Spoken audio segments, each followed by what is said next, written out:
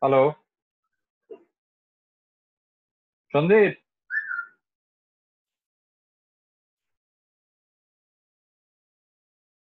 Hello Sandeep. হ্যাঁ, শুনতে পাচ্ছ? হ্যাঁ, তোরটা পরিষ্কার। Am I audible also? হ্যাঁ, একদম একদম ক্লিয়ারলি। Okay. Visible also? হুম, একদম visible audible both. Okay. I feel some of the participants have started to join. 13 of them are here. And I request all participants to kindly wait for the scheduled time so that our experts and the administrative people, they get into the room, and then we'll be starting in due time.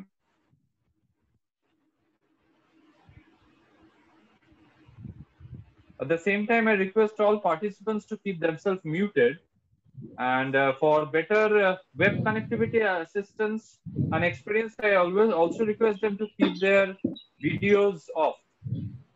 I request the participants to keep their videos and their microphones off during the presentation and the session. Hello, Suraj. Huh? Kalulda, Yes. Hello. are you hearing? Yeah. I'm properly hearing you. You're perfectly Okay, audible. okay. Rakesh Roshanji. Hello, Rakesh Roshanji. Yeah, he has joined. Surajji, Rakesh hello. Roshanji. Yeah, hello, good afternoon. Good afternoon. Sandeep, are you entered? Yes, Sandeep is there. Sandeep is there. Okay. Yes.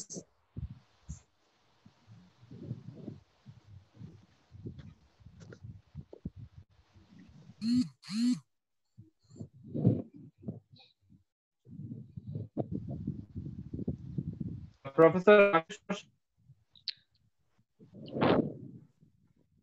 Hello, sir. Yes, Mr. Kalolji. Yes, sir. Yeah, hello. Actually, I'll be introducing you today. Okay. I already have your biodata and Okay. your bio write-up, and I just the program has not yet started. Our principal and the ICA and the administrative staff, they are yet to enter. No problem. But I have seen the schedule. Yeah, unofficially and in a friendly manner, I welcome you to the platform and Mr. request you to wait. Mr. Kollol, Yes, I had entered already. Principal sir entered. Okay, sir. Thank you so much, sir. Sir, we'll wait for another 5 minutes and start sharp at 3 o'clock. Okay. Yes. So I am mute. Yeah, no problem.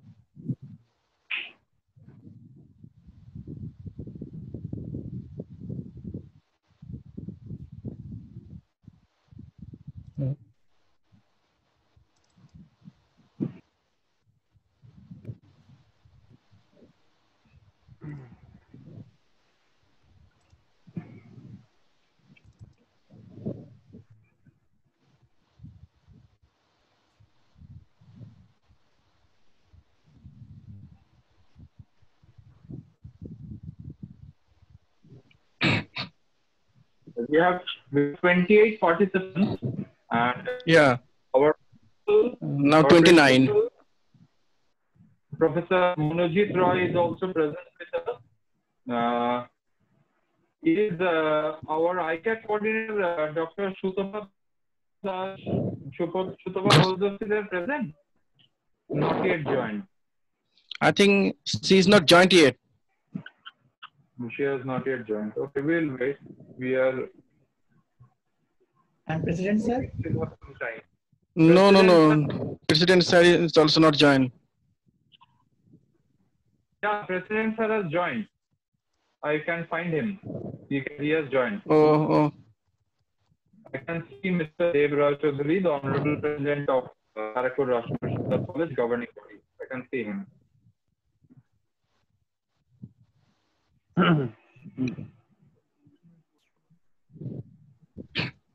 We have Mr. Ongshuman Chakraborty, Dr. Sandip Pal, Dr. Surya Sheikh, Olankita Datta, Anita Khan, Mr. Dev Rai Chaudhary, Honorable President, Delina Yes, Datta, President, sir. Velaish, Dr. Anand Singh Rana, Dr. Bafaditya Noskar, Dr. Molay Krishna Dotto, Dr. Padmavati S. Andale, Dr. Rajat Datta, Dr. Sandip Pal, Dr. Partho Mojumdar, Indrajit Dawn. 37 participants. Yeah, they are there. Dr. Monojit Rai, our Honorable Principal, is also joined. Mukund Baba Saheb Gun, Dr. Nilay Chaudhary has joined. Ritipurna Mandal, Rapid Roshan already joined much back. So we have 38 participants. Shubhasri Basu, Rotna Madam, Deep Sharkar, yeah, many of them. Our placement officer, Barapur College has joined. So I think we will wait for another 3 minutes. Yeah. Yes, yes, yes. If sir permits.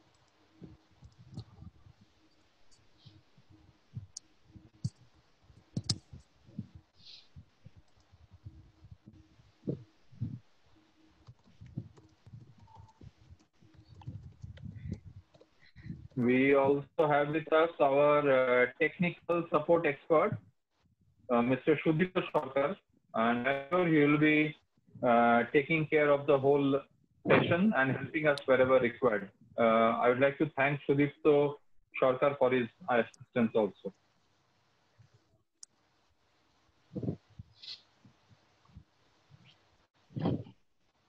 We have 48 participants. 48 participants, yes.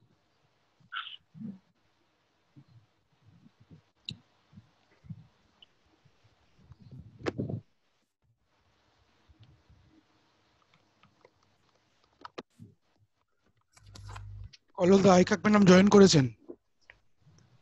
Okay, we also have with us Dr. Shutapa, the coordinator of the Internal Quality Assurance Cell of Barikpur Rashtrakuta Sunnath College. So I think we have all the academic and administrative people whom we need, at least to start with the program. We have with us Dr. Monojit Roy, Professor Monojit Roy, Principal. We have Sri Devraj, President of Government Body, Coordinator IQAC. And most importantly, we also have Professor S. Chad Rakesh Roshan, who is the speaker and trainer for today.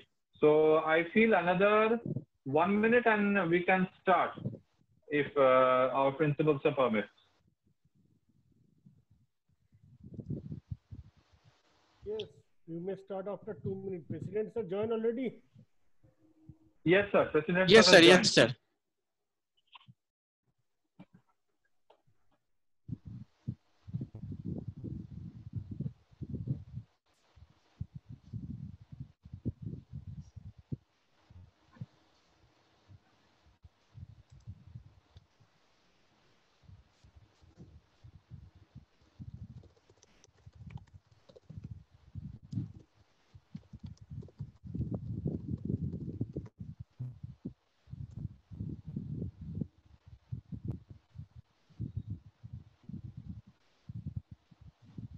Okay, we have 59, 60 participants now.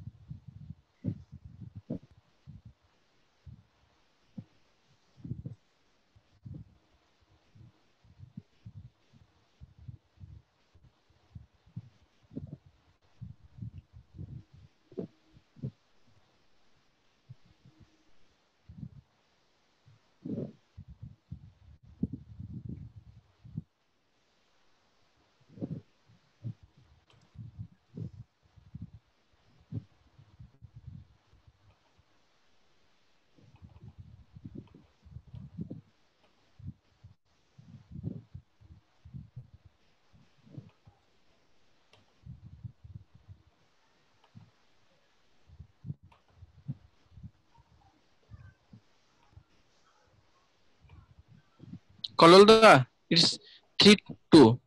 You can start, Kololda. Okay. Honorable Principal, sir, should we start the program? Yes, yes. Yeah. Yes, you may start.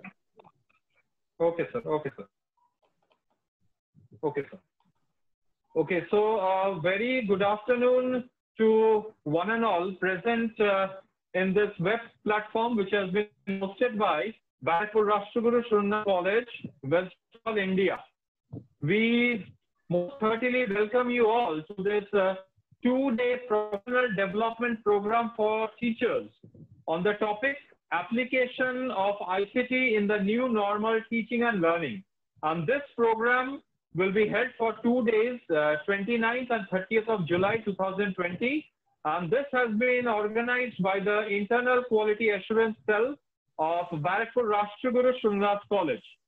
And at the onset, I would like to extend my heartiest thanks to our principal, Dr. Monojit Roy, Professor Monojit Roy, the president of the governing body, Sri Devraj Chaudhuri, Dr. Shutapa Ghosh-Dostidar, the coordinator of IQSC, for rendering all kind of support that we needed for this program.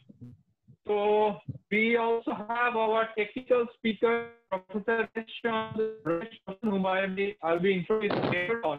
But with this brief introduction about the program, I'd like to invite the e-dais, our honorable principal, Dr. Monojit Roy, Professor Monojit Roy, to deliver the welcome address for this session. But before that, I'd like to introduce him, though he doesn't need much introduction. Professor Monojit Roy is not only an able administrator, but also a dedicated researcher. He has been with us since the last 3.5 years and has been a highly enterprising person in all types of academic and administrative initiatives. He has won the prestigious Scientist of the Year award in 2019 on 24th February 2020, and also has won the Educational Leadership Award from Commonwealth Vocational University in 2020. So with this brief introduction, I'd like to request Honorable Professor Monojit Roy, Principal, Barakpur Shurna College, to deliver the welcome address. Please, sir. Very good afternoon, ladies and gentlemen. On behalf of Barakpur Rashtraguru Shurna College, it is my proud privilege to welcome Mr. S. Shad Rakesh Roshan, Assistant Professor, RGUKT, IIIT, Telangana. I am feeling glad to welcome Sri Devraj Chaudhuri, President Governing Body, Barakpur Rashtraguru Shurna College, West Bengal, and the respected academicians, dear colleagues present today. I welcome you all from deep core of my heart. Our Barakpur Rashtraguru Shurna College is 67 years old college with 155 teachers and 5,700 plus students, 94 staff. We have two beautiful campuses along with boys and girls hostel facility. We offer 23 undergraduate honors courses and 7 postgraduate courses along with BBA. Today, we arrange this faculty development program as ICT teaching. As ICT teaching have an immense importance due to COVID-19 pandemic. As an initiative of ICT teaching, we had already introduced for our students VRSNC live classroom platform, through which we are conducting regular classes according to our class routine, and we had also introduced our own learning management system kept at our college server. My sincere thanks to Mr. Kollol, Mr. Suraj, Mr. Shondeep, and Mr. Sudipto, who had done this professional development program for teachers possible under efficient leadership of our IQSC coordinator, Dr. Shutapa Ghosh-Dostidar. I'd like to thank all other IQSC members and all the teachers, staffs of our college. I'd like to welcome all the delegates participating today and tomorrow from different universities and colleges across all over the India. Again, I welcome you all again in this conference. Thank you so much. Have a nice day. Over to Kollol.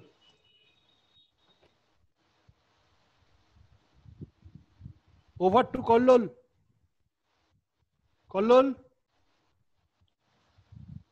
Mr. Kollol. Mr. Sandeep. Hello. Okay, okay. Thank you, sir. Thank you very much. Now I would like to call our President, sir, governing body, Sri Dev Roy Chaudhary, to e-dais. Sir, over to Sir Dev Roy Chaudhary.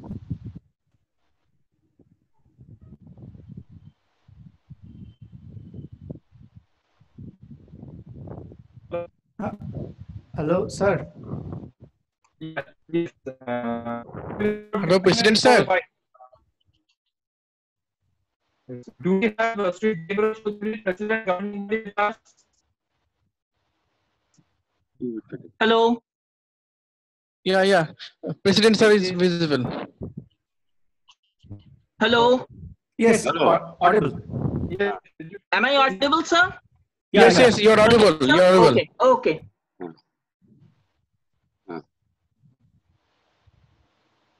At the onset, I would like to express my deep delight as our beloved institution, Barakpur Rashtraguru Suran College, is organizing a 2-day-long professional development program on application of ICT in the new normal teaching and learning, which is a just platform to deal with different issues focusing on digital practice in higher education.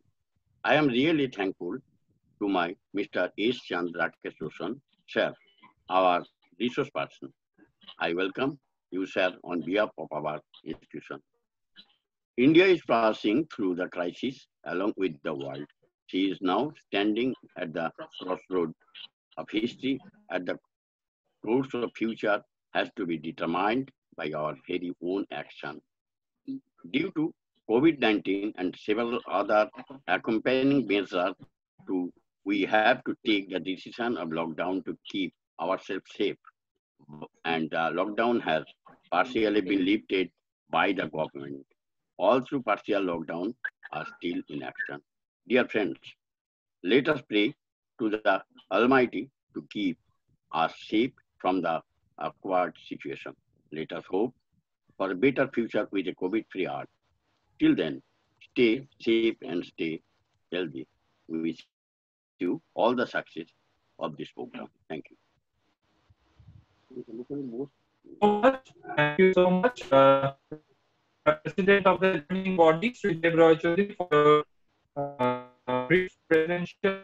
And I apologize that I got disconnected due to net connectivity issues. Actually, it's raining here in Kolkata. So I apologize, and I also take the opportunity to thank Professor Muritra, Principal, who has already given his welcome address. So with this, we move the keynote address by Dr. Shutama Ghosh Dostidar, the ICT coordinator of Barakpur Rashtraguru Suran College. To you, ma'am. Yes, thank you so much, Kollol. Firstly, I would like to thank Principal Sir for organizing, for having thought of such a wonderful webinar. I show my due regards to the President Governing Body, Sri Debra Chaudhary, and I'm heartily grateful to S. Chad, Rakesh Roshan, the resource person who was going to enrich us with his fine and fantastic knowledge. Now, ICT has been a great issue, or it has been of great importance, especially when we had been doing with NAC or dealing with NAC this year. It was our 4th cycle of assessment, and here we have seen how importance ICT has acquired, how a lot of weightage was placed on ICT itself, And now that we talk of a new normal in this webinar, this new normal is the normalcy of a pandemic world. Normalcy where we have shifted to a digital pedagogy, we have shifted to a world where we cannot see each other physically, but we have to be connected through our ICT appliances, I should say. And here we see that how we are, though we are physically away from each other, but we are definitely mentally and psychologically, as we say, we are together, and we have to be together. We have to fight the pandemic in a very organized, in a very united way. Now, I thank Principal Sir for applauding me for the support I had given, and I'm grateful that Kollur calls of my support. But I think the seminar has been a great handiwork of Principal Sir, and also Kollur Shaha of Commerce, and Shondip Pal, and also Shudipto Sarkar, because it is these persons who had worked day and night to make the webinar as we are here success, I should say, or we'll be definitely moving towards success. Now, I should say that now that teaching and learning is totally or completely dependent on these ICT appliances, I would be looking forward to two very enriching sessions. And I should also say, I should thank Dr. Shuraj Sheikh as well, who has worked as the organizing secretary of this webinar. And I'm thankful to all the IQSC members, and I'm thankful to everybody that we are here together wishing this webinar. I think this webinar will be a success, and welcoming you all my academic peer members, all the respected persons, resource persons here. I would now ask the resource person to enrich us. Thank you so much. Thank you, Kollur. I would like to Yeah, shift it to you. Yeah, thank you so much, ma'am, for your brief yet pinpointed and perfect keynote address, I must say. And it is time to start with the actual session for which this enrichment program is being held. But before that, for knowledge of all, I'd like to just inform that this platform is we are carrying out the program right now. We have received registrations from more than 40 higher education institutions of West Bengal, and many school teachers, they have also joined the program. We have, from outside the state, we have participants from many universities and colleges. Sri Guru Ram Rai PG College, Dehradun, Christ University, Army Law College, Pune, Guru Ghasidas Vishwavidyalaya, Kuvempu University, Loyola College, to mention a few. So I think we are already on the way to be successful in our initiative. We have got people from all over India on this platform. And with this brief information, I'd like to an educator for today, and Professor Rakesh, who is the Microsoft Innovative Educator Master Trainer. He is a passionate teacher and an eternal learner, a firm believer of multitasking. He has trained more than 1,000 faculty from 950 plus institutions across India and abroad in ICT tools. He is a certified Microsoft Innovative Educator, a Master Trainer, a NASA Teacher Awardee, and a Swayam NPTEL Awardee. His professional history includes the faculty in charge of training and placements, RGUKT Basar, the head department of physics, RGUKT Basar, student coordinator, RGUKT Basar, and assistant professor UKT since 2010. He presentations and panel discussion at IEEE International Conference, IIT Madras. He has been a resource person and speaker at two-day FDP of effective mentoring under Community Action Plan. He has invited presentation and talk at National Conference on Physics and Chemistry of Functional Materials 2019 at Geetham University, Hyderabad, and he is a resource person for webinar on best practices in local chapters in IIT Madras. He believes in the firm code line, help ever, hurt never. With that brief introduction, I would like to request Professor Rakesh Roshan to start with his deliberation. And in the meantime, I request all participants, including me, to share microphones in muted form, and for better net connectivity, they can also put up their video. Just for rules and regulations purpose, I'd like to say that you'll be receiving a feedback form at the end of today's session as well as at the end of tomorrow's session, and filling up that is mandatory. More information later on, check on your box also, your box. And request participants if they have any queries, you put them up in the box. And with that, Professor Rakesh, effective waiting. Please, sir, move the video and please start your interaction. Yeah, so good morning, everyone. So yes. Thank you, Sri Kallol Sahaji, for the introduction.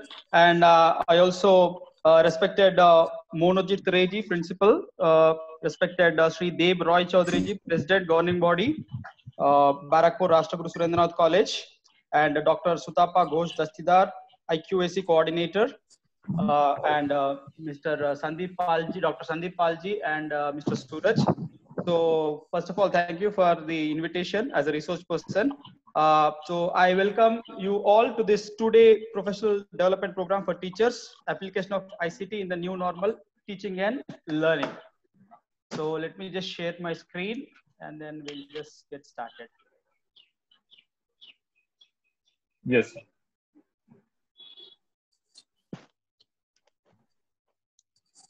It's visible, sir. It's visible.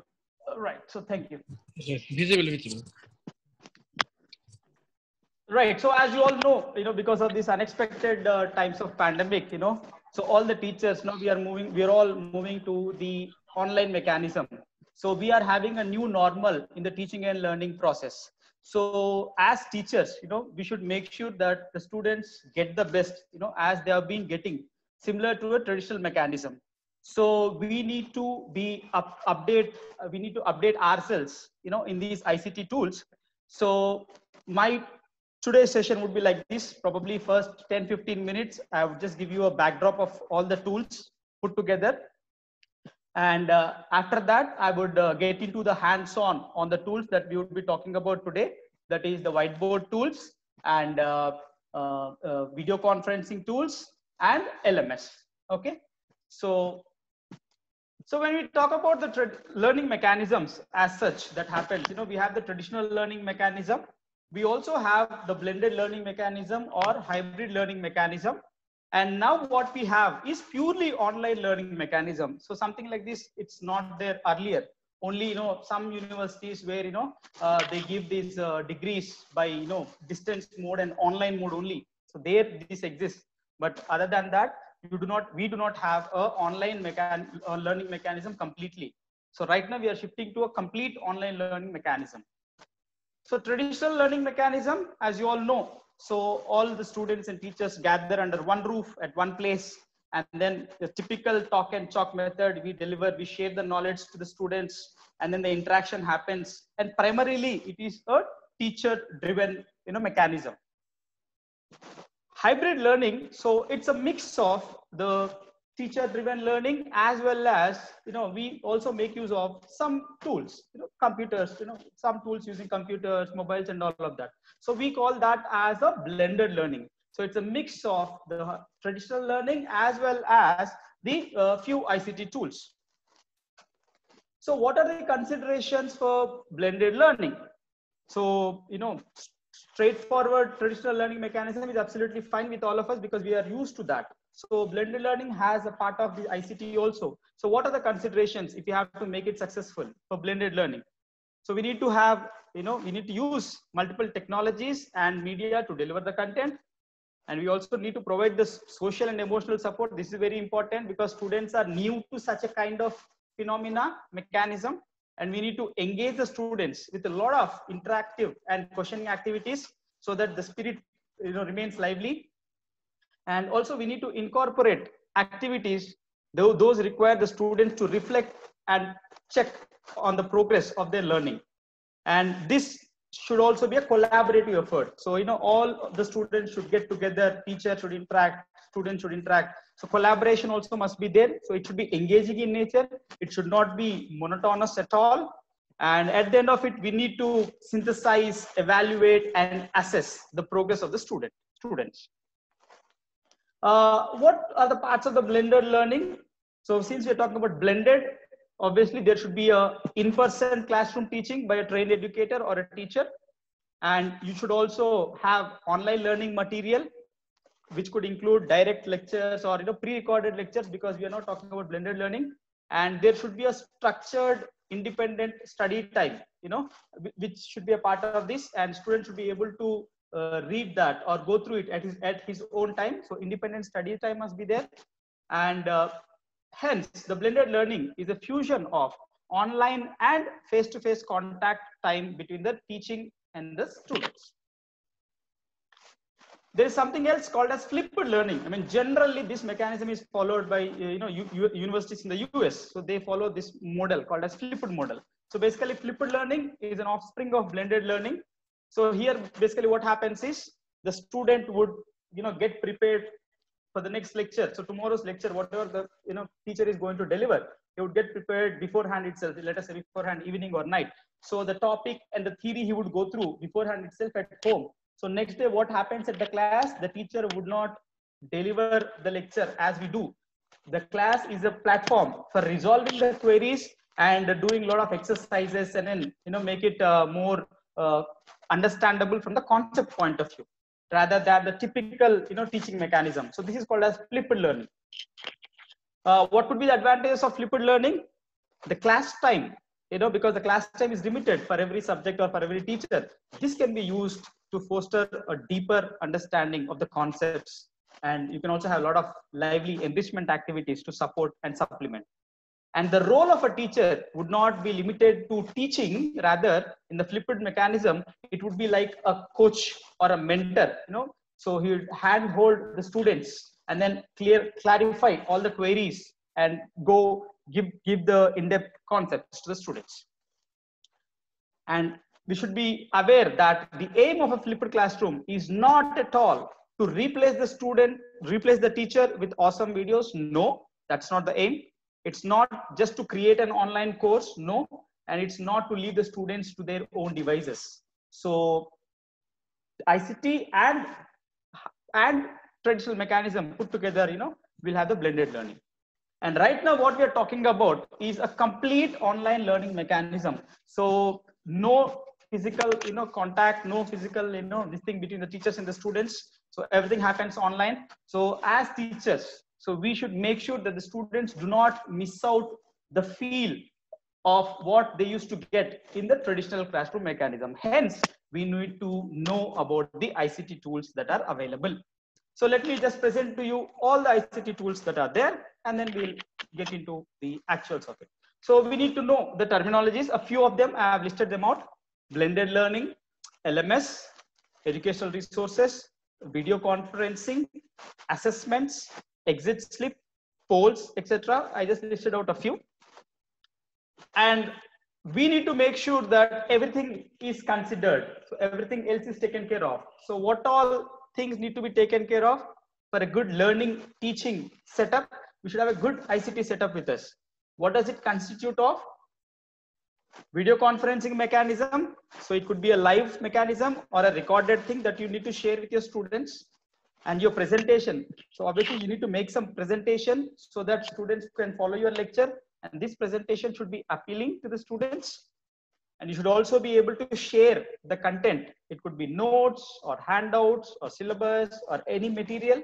You should be able to share them digitally to the students. And you should also, very important thing is, you should also know the student understanding. So you should also have a feedback mechanism. I mean, poll. Should have a poll, wherein you can get to know the mindset of the students, whether they are getting it or not. And also you should have assessment mechanism. So once you have taught, the delivery is over, you should also assess the students, how much they have grasped it. So here also you have different kinds. We'll talk about it in a tomorrow session. And this assessment, should not be like boring. Once again, it's not like, oh my God, this is an exam. How do I do it? That feeling should not be there. So you should make the assessment more interesting, interactive also. So there are different things. You can have a routine, regular assessment, and you can also have something like a gaming-like thing. Okay, gamification of assessments also are feasible. And most importantly, you should also have a mechanism for the feedback from students. And you can put all of these, whatever you have mentioned, you could put all of these at one place, and that we call it as the LMS. So we will look at all the things. So this kind of, gives us a comprehensive ICT setup, and we need to have tools catering to, I request the participants kindly do not annotate on the screen. Yeah. So to each of these, we have different tools which cater to all of these. So we'll try to understand a few of them as what we have listed out. So the first one, presentation tools. I have just listed out what all tools are available. So out of these, whatever we have scheduled as per the sessions, we will discuss them in the next 2 days, today and tomorrow. But still, for the benefit of audience, even though we do not discuss them today, I have just listed them out here. So presentation tools. The first thing that comes to our mind is this PowerPoint. We'll talk about PowerPoint tomorrow. I have not listed it there anyways. Prezi is one presentation tool where you can make beautiful, appealing presentations. Clear slide is one more. Video is one more. Slide beam is one more. So these are all the different tools. You can just Google for them. So most of the tools that I would be discussing these 2 days, 99% of them would be free.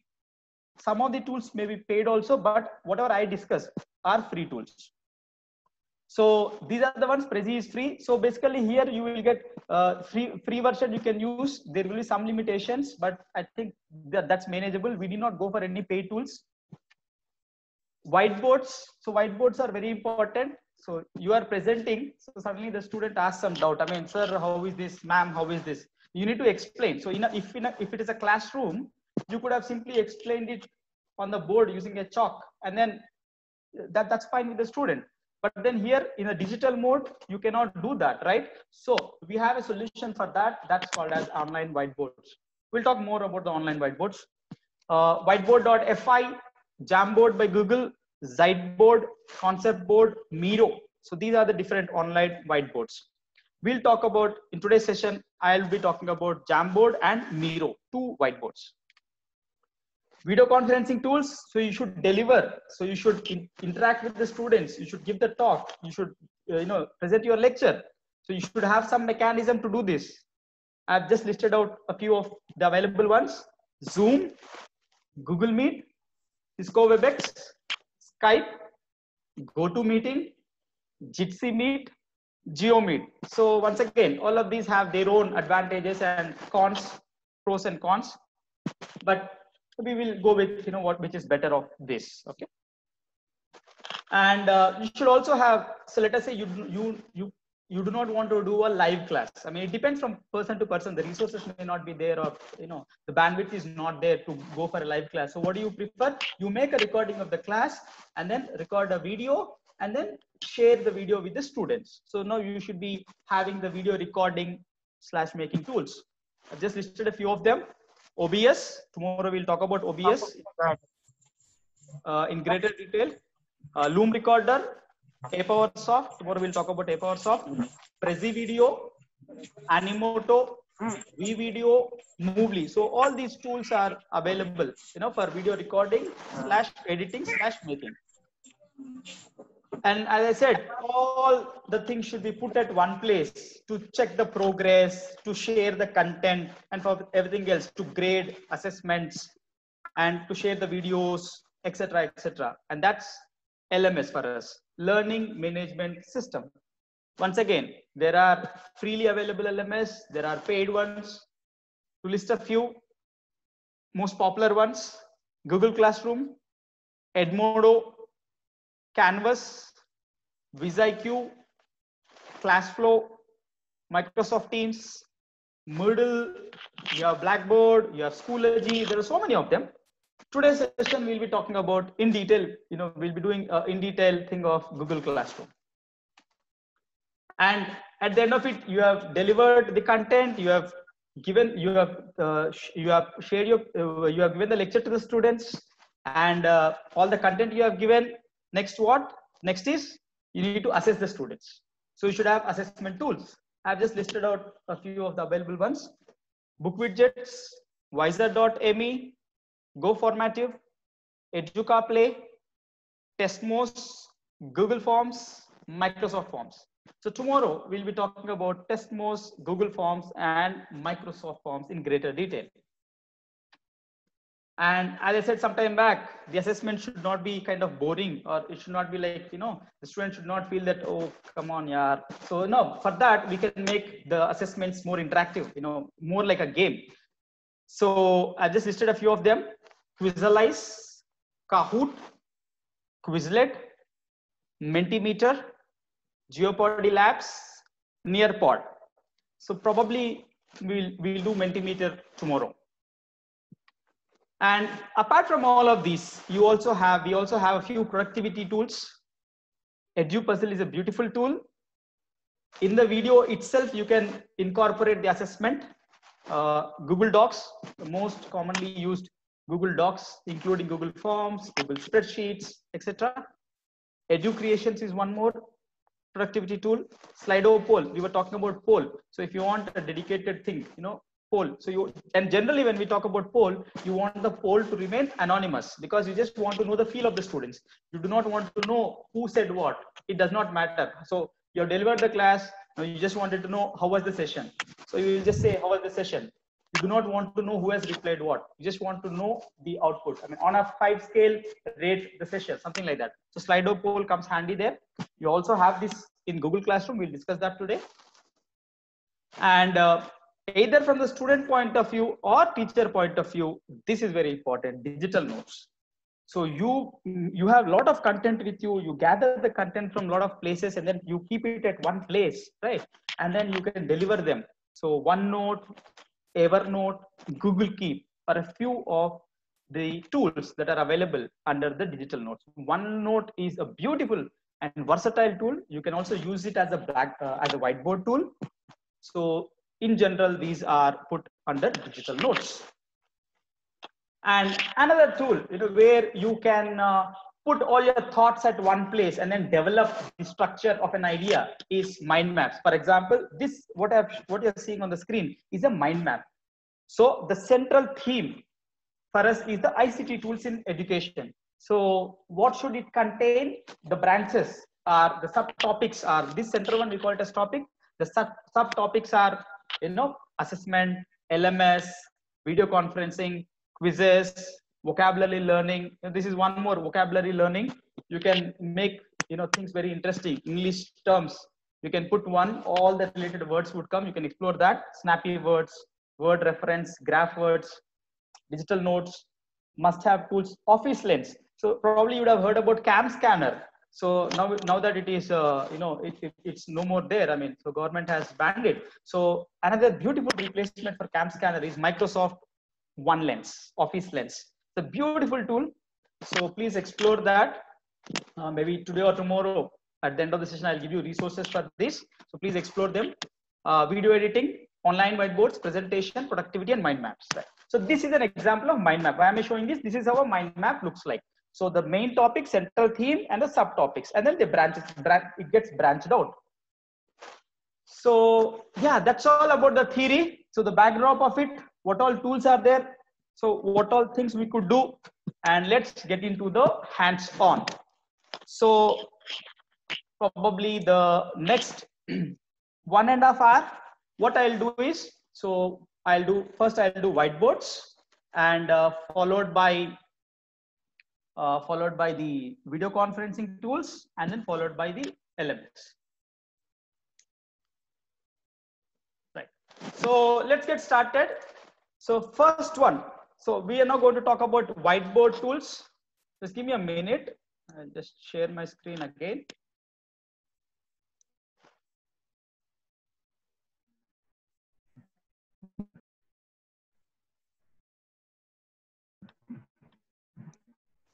All right. So I hope my screen is visible to all of you. Yeah, it's visible. So the mechanism that we would follow is, I'll finish whiteboards. Once I am done with it, I'll take 5 minutes, I'll take questions. Then video conferencing, I'll take questions. And then LMS, I'll take questions. So let's get started. I hope that should be fine. So the first whiteboard that we'll be talking about is Jamboard by Google. It's completely free. Just Google for this, Jamboard by Google. So click on that. I would try to tell you step by step from the scratch so that there is no confusion. So already, as we have said, this is a whiteboard tool. So let's get started. It's completely free. So click here. So here there are so many. When you start, nothing will be there because you have not created your jams. We call this as a jam, each one. So on the right corner, you have a plus. So please click on that. So new jam. I'm creating a new jam. So just wait for a while. So this, as you can see, can you see this entire frame? So that's a whiteboard that we have right now. So you can name it.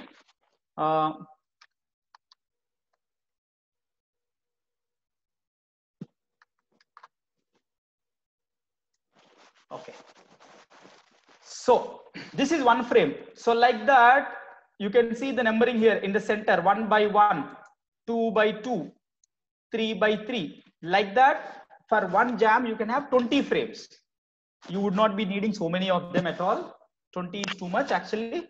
So just to show you that these are the frames, so you can have 20 of that. And let me go back to the first frame. And background, if you want, you can change the background. You do not want it to look like a whiteboard. You want it to look like a blackboard. So just go to background and choose the color. So now it becomes a blackboard.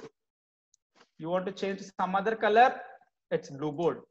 You want to make it, you want to draw some, if you're a math teacher, you want to draw some graphs and show them, you can make it a graph background.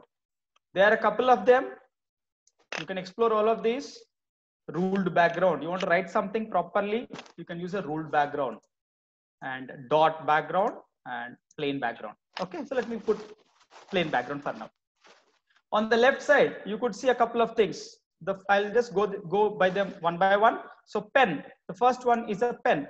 So you have a pen, you also have a marker, you have a highlighter, and you have a brush, and you have colors for all of this. So let me first use a pen, and then let me write something.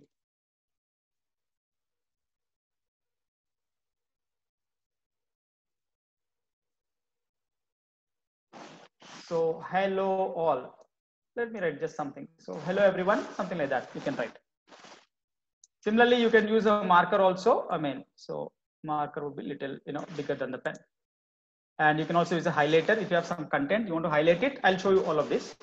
And this is an eraser. Second one is eraser. You want to erase something, you can use this eraser. So now you can erase this.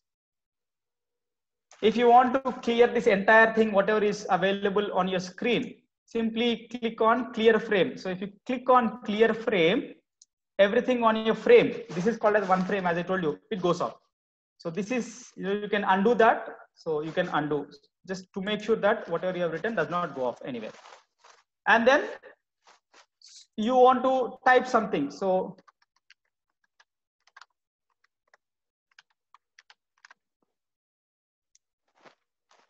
you can have a sticky note and you can pull it, drag it, wherever you want to put, you can put this on your frame.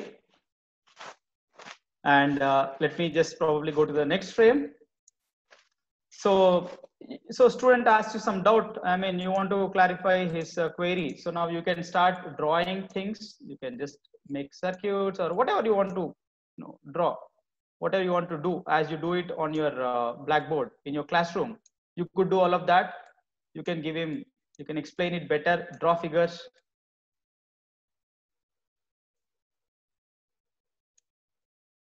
And by the way, what all I'm doing it on the screen is using my mouse only, like notepad or mouse. So I'm on a desktop, so I'm using my mouse only. Now you can see it looks good. If not better, it's fine, and it's manageable is what I feel. If you want to look it really good, like your own handwriting, then we have these pen tabs, graphic tablets, pen tablets. So we can get them, and you can just write, as so you want. as your handwriting, how does it look like on your paper? It exactly looks there on the screen, on the whiteboard. So I think this is manageable and this is good as far as I know. And sticky note I have told you. And so let's go to the next one. You can also explain things. For example, you can see add image.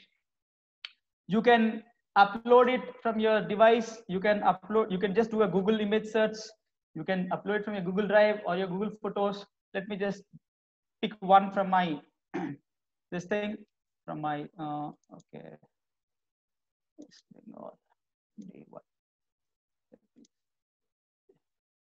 So you want to explain something to the students. So you put that, it's getting loaded. You can increase the size, you can decrease the size, all of that is feasible. So I increase the size, you can move this. And then you start explaining. So take the tool. And then, yeah, so we were talking about the ICT setup and we have looked at the different video conferencing mechanisms. We have looked at the presentation things. We have looked at how do we share the content. We need to know the student understanding. And most importantly, we should have, a source. We should have some tool where all of it we will put at one place. So we should have a good LMS. So this is a highlighter tool. Okay, you can highlight something. So assessment, you can highlight. So this is a highlighter tool. So like this, you can start explaining to your students. And all the annotations that you make would remain on this. Some people, so for some teachers, you do not want these annotations to remain on the screen. So what do? Then use this last one, laser. Can you see a laser? It's a laser pointer. So just click on that and then simply you say, okay, this is the presentation tool that we are referring to. And this is how we can make assessments. So that's a laser tool. The annotations would not remain, but the thing which whatever you want to highlight, it gets highlighted. So this is the poll, something like that. As I said, you can also add images directly from Google. So let me just put something. So peacock. I mean, you can put circuits or any machinery that you want to show, and then explain it to the students.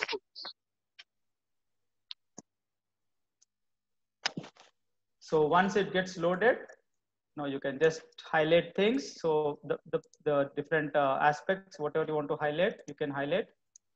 And then you just say, okay, this is the one, and this is so beautiful. You can name them, you can list them out, and you can just start exploring things.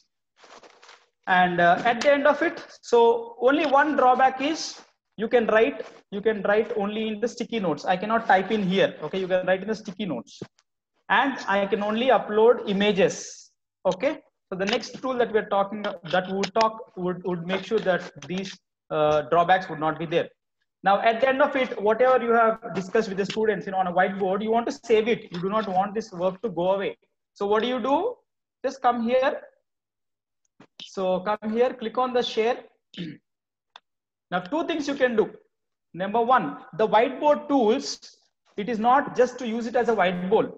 You can also use it for collaboration, which means so generally in the class, what we'll do, you give a problem and then say, okay, any student wants to do, they can come to the board and then they can do. So you explain and some of them interested students can come to the board and then they will start solving the problem. That also you can do online. So the only thing is you just have to share this Jamboard with the student, student or students. So whomever you want to contribute. For example, here, I'll change these restrictions. So anyone with the link. So when I copy this link and send it, either the students can only view this. Right now, you're only viewing it, right? You're all viewing it. I'm editing it. Or you can give the editor permissions. So when you give the editor permissions and now copy this, give it to a student. At the same time, you and your student can be, writing on the same jam. This is called as collaboration. So online collaboration is possible in Jamboard. So this is a beautiful thing. And as I said, at the end of it, you can save each frame as an image. You can download the entire jam as a PDF. Let me just show you. So you can rename it, download as a PDF. Let me download it as a PDF.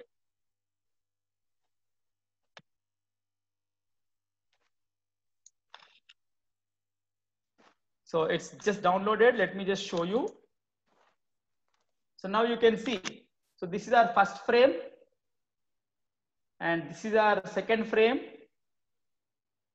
And this is our third frame with all the annotations, with all the images that we have put, and no watermark, nothing. And at the end of the session, you can share it with your students right away. So this is a beautiful tool that, I mean, as teachers, we can explore. And as I said, 20 frames you can put. Like this is one jam, which can have 20 frames. Like this, you can have any number of Jamboards. Each Jamboard will have 20 frames. And as I said, you can download this, share it with your students, either as images or PDF. And you can also share the link for collaboration. This is very, very important. You can also give the jam as an assignment in Google Classroom. So when we talk about Google Classroom, I'll just mention about this. Okay, let me now go to the second whiteboard tool, and it's called as Miro. Miro whiteboard. Miro, M-I-R-O, free online collaborative whiteboard platform. And maybe one thing I should mention before I go to Miro, actually these online whiteboards or collaborative whiteboards are meant for, brainstorming the ideas, at corporate level, at industry level. So they use all of these to interact, to share their ideas, to present their ideas, and then collaborate their ideas, put them all together, and then come to a conclusion. All the debates, discussions, boardroom plannings, all of that happens, in these collaborative tools, in this context, whiteboard tools, because it's a collaboration software. As teachers, we are making use of them as for our whiteboard. Okay. So first thing is Jamboard, as I said, completely free. You can start using it right away. Miro is also free. Only thing is you will get only 3 boards. Let me show you. So first thing, you can sign up. I have already signed up, so I'll just log in right now. So normal Gmail you can put. So let me just log in.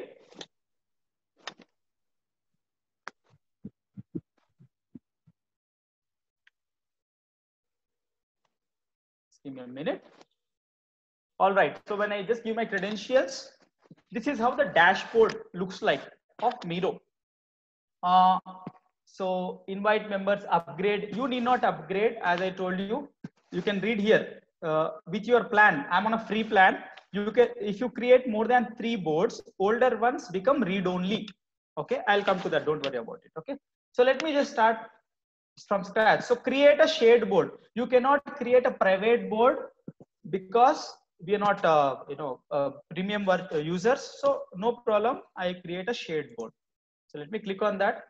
So it is giving me some, it is saying 3 of 3 editable boards are used because I have used them. No problem. It will still allow me to create board. No problem. So let me create.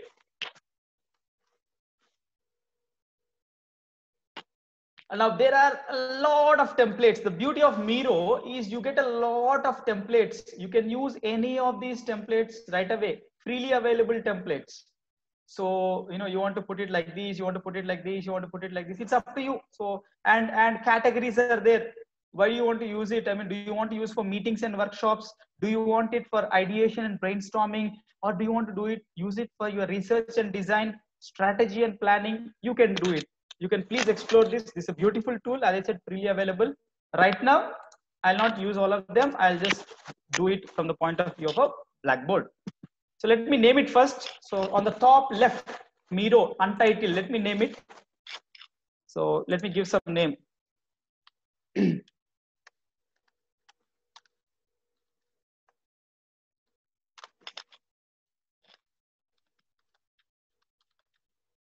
can give some description. So, all right, this is okay. So this is the entire thing. So first thing that you have to do. So there are so many things here. Do not worry about all of them. We'll just concentrate on the left panel over here, and we'll talk about all of them one by one. So to start with, I have to create a frame. Like in Jamboard, you have seen frames, right? Now here I just have to create. So from the bottom, third one, 1, 2, 3, frame. Click on that. It has so many options. You can choose any frame. but just I'll use 16:9. You can use anything. So this is a frame, and this is movable. I mean, you can enlarge it, you can move it. So click on the frame, and then you can start moving it. Now, what do I want? I want it to look like a whiteboard, right? So when I click on the frame, can you see this is the ratio? That this is the frame that I've chosen, and this is the background. So I'll make it either black, as I told you, similar to Jamboard. You can choose the background. So right now, our intention is to use it as a whiteboard. So click on white, and that's it. So this is our first whiteboard. You can lock it on the screen if you wish, else it's okay. So right now, let's not worry. So let me just zoom in because I want the whiteboard to occupy most of the space. First frame, this is the first frame. So let me start writing something. So here, compared to Jamboard, you can start typing.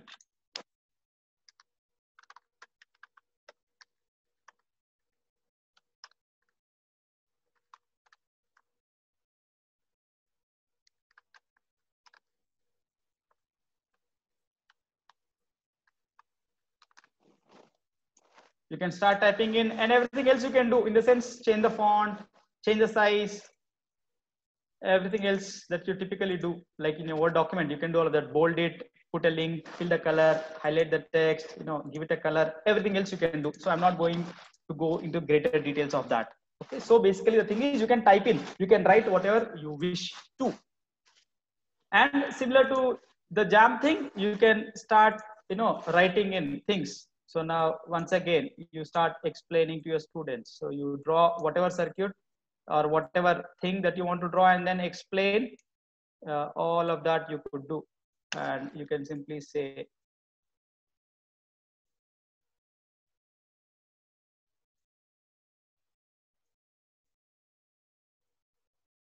once again, just to remind you, I'm just writing with my mouse. Okay.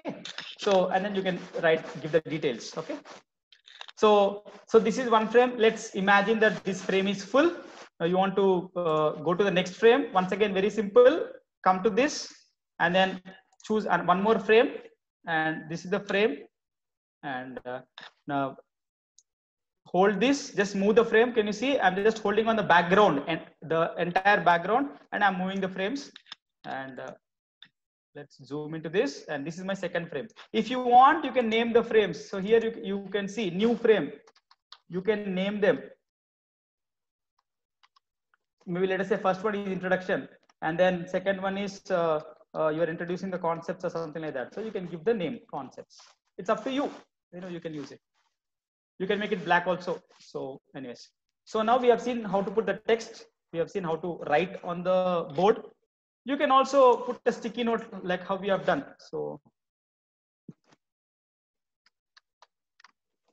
and you can drag it, drop it, increase the size, all of that you could do. Now let me add, so let me now add images from Google. Okay, like we have seen. So in the Jamboard, same thing we can do here also. So let me choose something. Anything, like it depends on what you want to discuss with your students. Just for showing you, I'm just putting these figures. It's going beyond the frame. So now choose this, no problem. And then you minimize this and make sure that it fits into your frame. And then you just zoom in. You can just see here plus, just zoom in. That's all. So that's it. Once again, you do not want this to move. You can just lock this. So when I lock this, if you drag, it will not move. It is locked to this frame. Similarly, you can lock the frame also. Lock the frame will not move.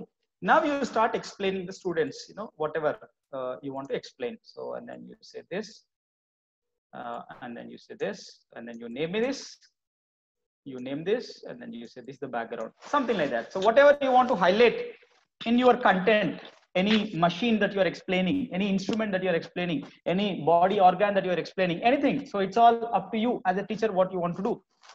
You can do all of that. So apparently looks this frame is full. Let me create one more frame, the last frame for our understanding. And then let me just go to this. So see, you may think, sir, everything else is there, so it's little disturbing. You can go full screen. Here, rightmost, you can see the first one, full screen. So you can go full screen if you wish. Nothing else will be there. Only the screen will be there. So you can do that. Now, you can also upload. So as I said, the drawback of Jamboard was that only text, I mean images you can put, right, and text you cannot put. So here I have shown you how to put text, here I have shown you how to put images, and let us also adding images, you can do it right away. So I'm not going to show you because we have just seen that. Let me just show you something else. So you can just insert a Word document, you can insert a spreadsheet, you can insert a PDF. Now this one is a PDF that I've taken, and I'm going to insert this PDF into my whiteboard. So now you can see here, I've inserted this PDF, and then you can start explaining to your students. So if there are more pages, this is only one page PDF, it will come like this. If there are more, you can see all the pages one by one, and then you can highlight. So this is the Jamboard, this is the Miro board, the second one, and there are a couple of other things which serve the same purpose more or less. Whiteboard.fi, Ziteboard, you can explain the things to your students, right? So as I said, you can upload PDFs, Word documents, Google spreadsheets, everything you can upload here. I mean, whatever I have mentioned. And you can do other things are also there, but whatever is necessary, you can also make a mind map here. But right now, as teachers, from the point of view of whiteboard, images, Google images, or direct uploading of images using this particular, the second button. I mean, my device, upload via URL. You can also, put a URL of the image, it can upload it there. Okay. So this is the beauty of the whiteboard, Miro whiteboard. Once again, you can use it for collaboration. Can you see a thing here, share? On the right side, you have a share button, and take your mouse there, it says invite collaborators, same purpose. Invite link to board and team, what they can do. So now you are sending this board link to your students. In the sense, T means students. What the student can do, you can send it to either one student or any number of students. What they can do, they can view, they can comment, they can edit. So you want to give the editing rights. So just give the editing rights. So right now, again, the editing rights, and then copy, invite link, share this link with your students. So once you share the link with your students, they can start writing. All of you can start writing simultaneously on the same board. This is called as collaboration. Online free collaboration is possible in Miro as well as Jamboard also. So you can use it as a regular board, you can use it as a collaboration. So you can change the background, all of that I've already shown you. So I think this is what we would be requiring as teachers. What else did I miss out? So here also you have templates. If you wish, you can choose your templates here also, from here also. And you can also draw some shapes, that's okay. I mean, so if you're a math teacher, or you can draw some readily available shapes, and sticky note, text I've told you, and you can also draw the connection line, something like this. So you can put all of that. You put one more object, flow chart if you're making, you can do all of that. Pen I have told you. You can also insert comments if you want, something,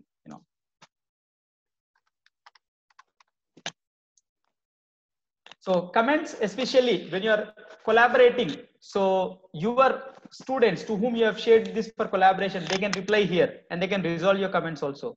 Okay. So this is how a comment looks like. When they click on that, the comments that you make becomes visible. So comments you can add, and frames, and you can upload. So at the end of it, similar to Jamboard, you can download this entire thing. So export this board. You can save this as an image, a frame. You can save it as a PDF. Let me just show you how to save it as a PDF. Just click on save as PDF. Small file size, best quality, because we are using a free version, right? I mean, we're not premium users, so it will not give us the best quality. Doesn't matter. I'll show you the small file size itself is having good quality. I'll just show you right now. How does it look like? So yeah, so look at this, the first frame, the second frame, and the third frame. So I don't think we need to go for a premium version at all. This looks good, and this thing, whatever you have done, you can share it with your students. So this is all about the Miro online whiteboard, collaborative whiteboard. So depending on your necessity, you can use it. Okay. So once again, free. I'll just go back to this. So now I'll just tell you. So what it says, you have created 5 boards. 1, 2, 3, 4, 5. it says with your plan, if you create more than 3 boards, older ones become read only. Doesn't matter. I mean, I will not lose the board. It will become view only. I cannot edit the board. That's all. No problem at all. And in one board, only, how many frames can we add? Right now, I have shown you 3 frames. I have tried till 25 frames in my row. Still, there is place. In the sense, you can put large number of frames in one board. I mean, we need not use it that extensively also. So the purpose would be served. This is all about the online whiteboards. You can use it as a regular whiteboard. You can also use it for collaboration purposes, where you ask something to the student can write or solve or explain from his end, on the board itself. So that's it. So this is all about whiteboards. Maybe 5 minutes. I'll go with the questions, if any. Yeah, you can put your questions in the chat box. Any questions related to the whiteboard that we have discussed so far?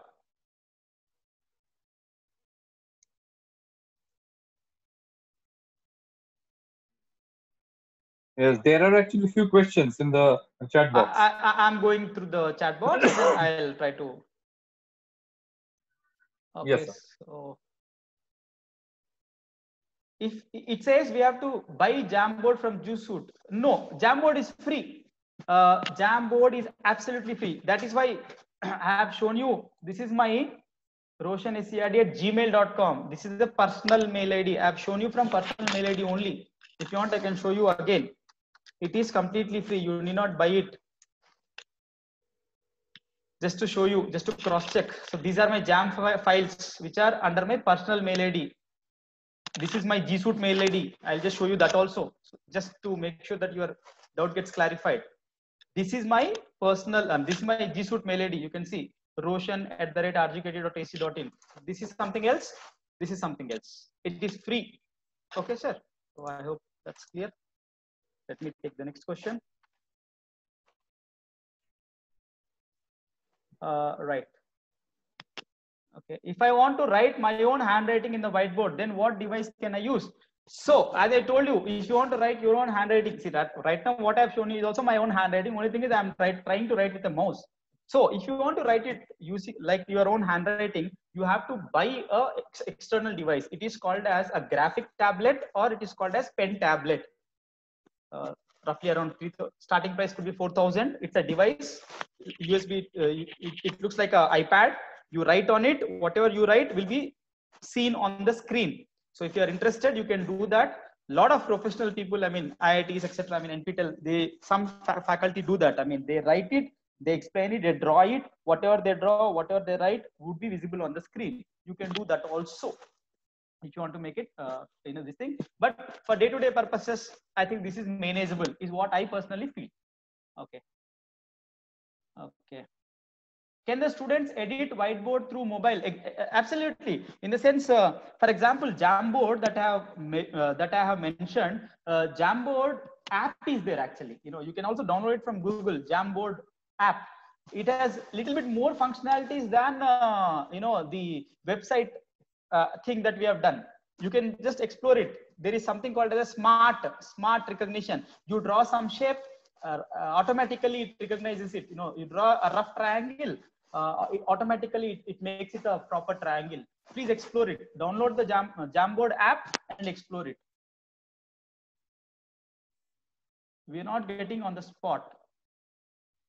That's okay. I mean, I think video will be given to you. The intention is to share with you what all are available, and from scratch, how do you use it? Okay. Can an image be created? Yeah, I just interrupt. I just inform the participants that will be sharing the video which sir is presenting. So no need to worry about that. Please carry on, sir. Okay, thank you. Can an image be created in Miro, as it provides templates, and the same be imported to Jamboard?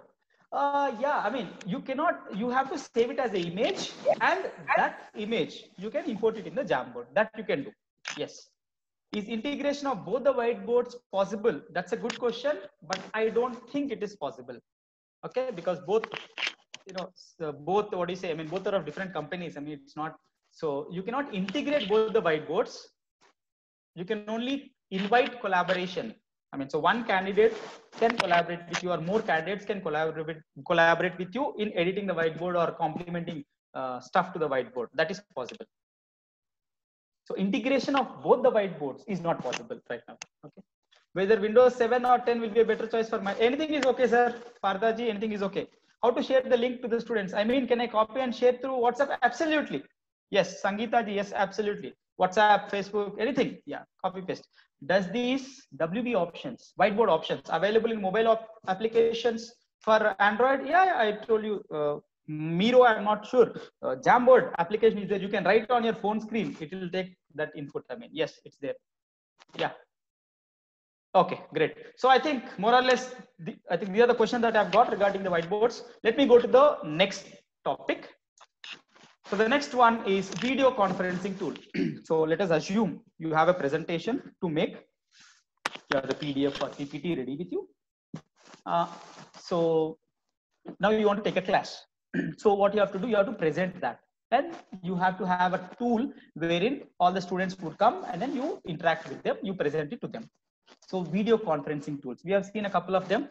I'm going to discuss two tools in today's session, Google Meet and Zoom. Okay.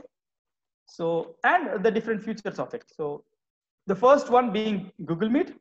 For that, I have to put meet.google.com. Just from your browser only you can do. You need not download anything. No add-ons, nothing. You can just in your web browser, you just type in meet.google.com. A couple of things you can do. Someone else would have shared you a link so that you join the meeting. If that is the case, you just put the link there and then say join. Right now, our purpose is not that. You are a teacher. You have to create a link and share it with your students. So you can click on new meeting. Can you see a new meeting? Click on that. Get a meeting link to share.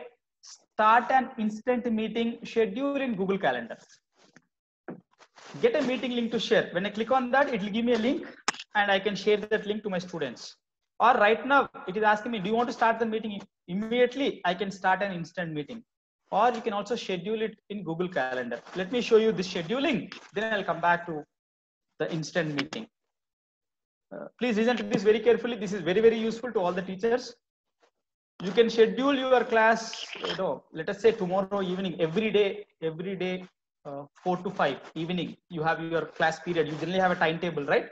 So your time is fixed. So every time you need not, go to Google Meet and then create a session. So anything. So give it a name. So now select the time. So for example, as you have said, maybe let us say 4:30 to 5:30 is okay. So 4:30 to 5:30 time zone, it's already chosen. So GMT Kolkata, okay, India. And yeah, this is the one that I was talking about. So all day does not repeat. No, daily you have this. You can simply click on daily. So every day it would have that, or weekly, monthly once, annually. You can do all of that. If it is a one-time affair, you need not click this also. Just simply say does not repeat because it's a one-time affair. It's like you are scheduling a class every day, 4:30 to 5:30, or any time of your choice. Click on daily and join with Google Meet. So yeah, you want to make it a Google Meet. That's what we are talking about. That's the event detail. You can add a location if you want.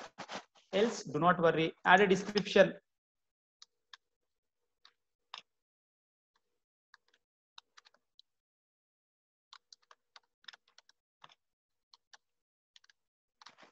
So you can write to the student, this is our EC class or EEE class or CSE class, anything. So this is regarding our ICT class scheduled every day. Some description you can write. And you can add notification. So it's up to you. 15 minutes before the scheduled time, 4:30, you want to get an email. You are busy, you may forget. So mail will come. Hey, please, next 15 minutes, you have a Google Meet regarding this is, this description will come with this heading, ICT tool session.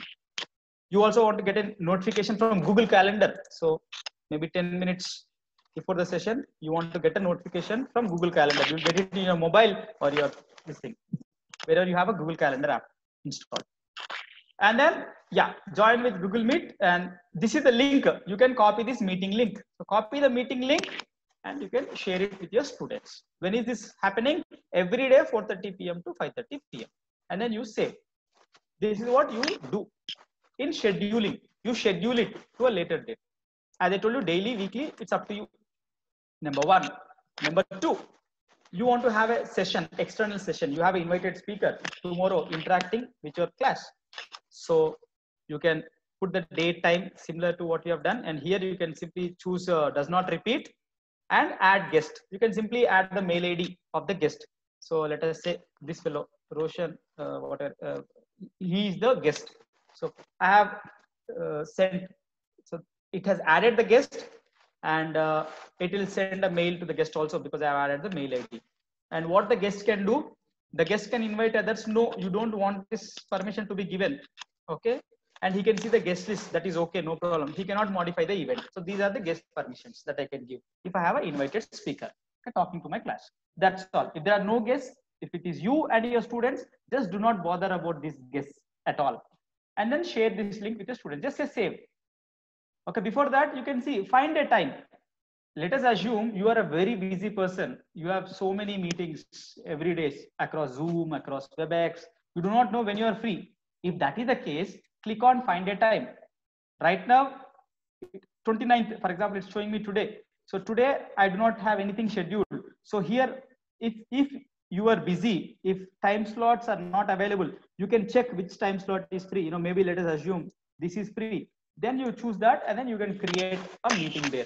So normally we need not go with that.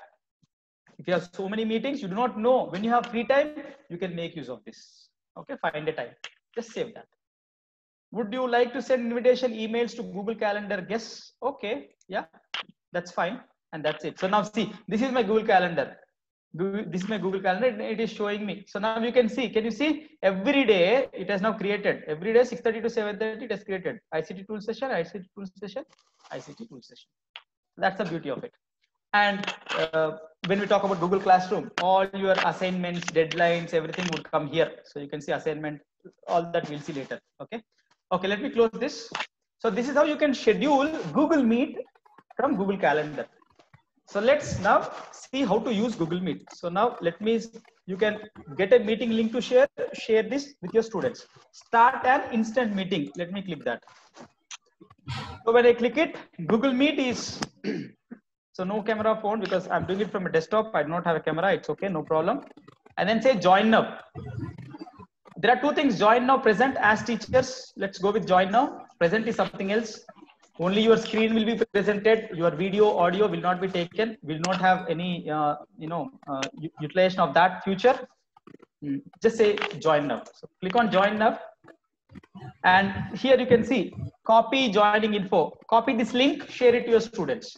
Or you can add people. Okay, you can add the guest here also after starting the link. It's up to you. So I will prefer copy the link and share it with your students. Okay, let us assume I have copied it and I have done it. No problem. And on the left, you can see the meeting details, and you can copy from here also. In case you have not done it earlier, you can do it from the Google Meet also, number one. Number two, you can unmute yourself. Right now I'm speaking on Zoom. So if I unmute this, it does not matter. So yes, this is, you want to leave the call. Right now I'm showing you, so I do not want to. And this is your camera. You can turn off or turn on your camera. And here you can see turn on captions. So basically here the captions will come, so everything is, so now as I speak, the captions would come. So you can use this if you wish. Let me turn it off right now. And present. So this is very important as a teacher. So click on present now. What do you want to present? Your entire screen, a particular window, a Chrome tab. For example, if you are ready with a PPT, you do not want to share your entire screen. You just want to show the students your PPT. In that case, you choose a window and select PPTs. For example, if I click on a window, all these windows are active right now for me. So whatever window you want to share, you can share. Click on that and then say share. So this is how you share your window. Let me just cancel that. So as I told you, if you want to do it for entire screen, you can just do it right away. And 3 dots, can you see 3 dots here? Click on that. Don't worry about all this. Turn on captions. We have seen full screen. You can make it full screen. This is a new feature that Google Meet has introduced very recently. Probably if you are into it, if you know a little bit of Zoom and Google Meet, Zoom, you have the facility that you can see all the candidates on one screen. Maximum 49 participants icons. You can see whether they are listening to you or not if their video is on. Google Meet did not have that feature, so now they have incorporated. I think maybe it's less than a week. Click on this change layout. Now it will show you. Now can you identify this? This is a tiled layout. Tiled layout means excuse. So 1, 2, 3 maximum. I guess 16 participants it can show you on the screen at once.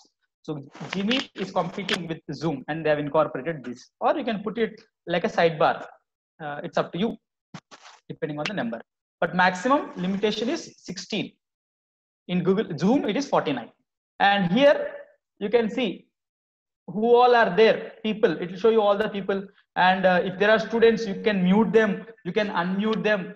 Only drawback is you cannot unmute all your participants at once. You can do it in Cisco WebEx. You can do it in Zoom. You cannot do it in Google Meet. Number one.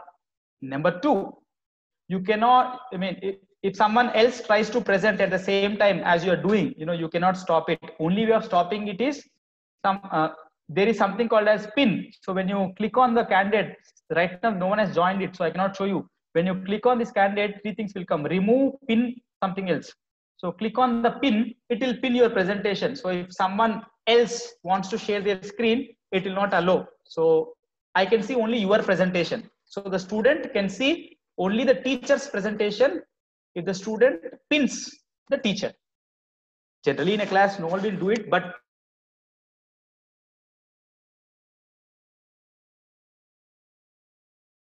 only your shared screen, not anyone else's. You can, as a owner means you are the organizer of this meet. You can mute anyone, you can unmute anyone. Okay. You can also chat with the students. You can chat with them individually. It will show you all the name of the students, or you can chat with everyone at one go. Both are feasible. I think more or less this is all about Google Meet. And if you are a G Suite user, now I am showing you purposefully from a normal Gmail. See, I cannot record this. I cannot record this. If I was a G Suite user, here one more will come, record session. So you click on that button, record session, and you can record your session for any amount of time. And it would get saved to your Google Drive. All the recordings would automatically get saved to your Google Drive. Google Suite for Education is free. So if you are an organization, if you are a university, if you are an institution, if you are a college, if you are a school with good number of teachers and good number of students, please apply for a Google Suite for Education. It's absolutely free. It will take less than 2 days, I think, for them to give it to you. All the details you have to share, that's all. So if you have not done it, please do it. Personal also, you can use it. But as you know, 60 minutes, limit is 60 minutes. For personal Gmail users, 60 minutes continuously, only I can use Google Meet. Okay, and recording session is not available. Even though Google says it has extended the privileges of the Google Suite for Education to all normal Gmail users, it is not in reality, as I have shown you. You cannot record. I think more or less this is all about Google Meet. I have told you the pros, I have told you the cons also. So let me and that's it. At the end of it, you can just leave the call. So I just click on this, leave the call, and yeah, rejoin, return to home screen. You can do. I'll just return to my home screen, and that's all. See now, see when I just went to that, it is now automatically showing me that 6:30 p.m. I have an ICT tool session. So click on this directly, you can join. So you need not join from anywhere else. Okay. So this is the beauty of Google Meet. Right. Now let me show you one more. And let me take the question. So I think it is 4:30 now or 4:20. Okay, that's fine, no problem. It's going as per the plan, no issues. Okay. Now let me show you Zoom. How to use Zoom. Okay, so I'm showing you how to use Zoom using a mobile. Since we are on a Zoom platform, I cannot show you how to use Zoom now. So what I have done, I've just made a video. I only have made a video. I'll play it to you right now. Please go through it. So that is actually how do you take a online session using Zoom from your mobile. Same thing holds good for laptop or desktop, anything.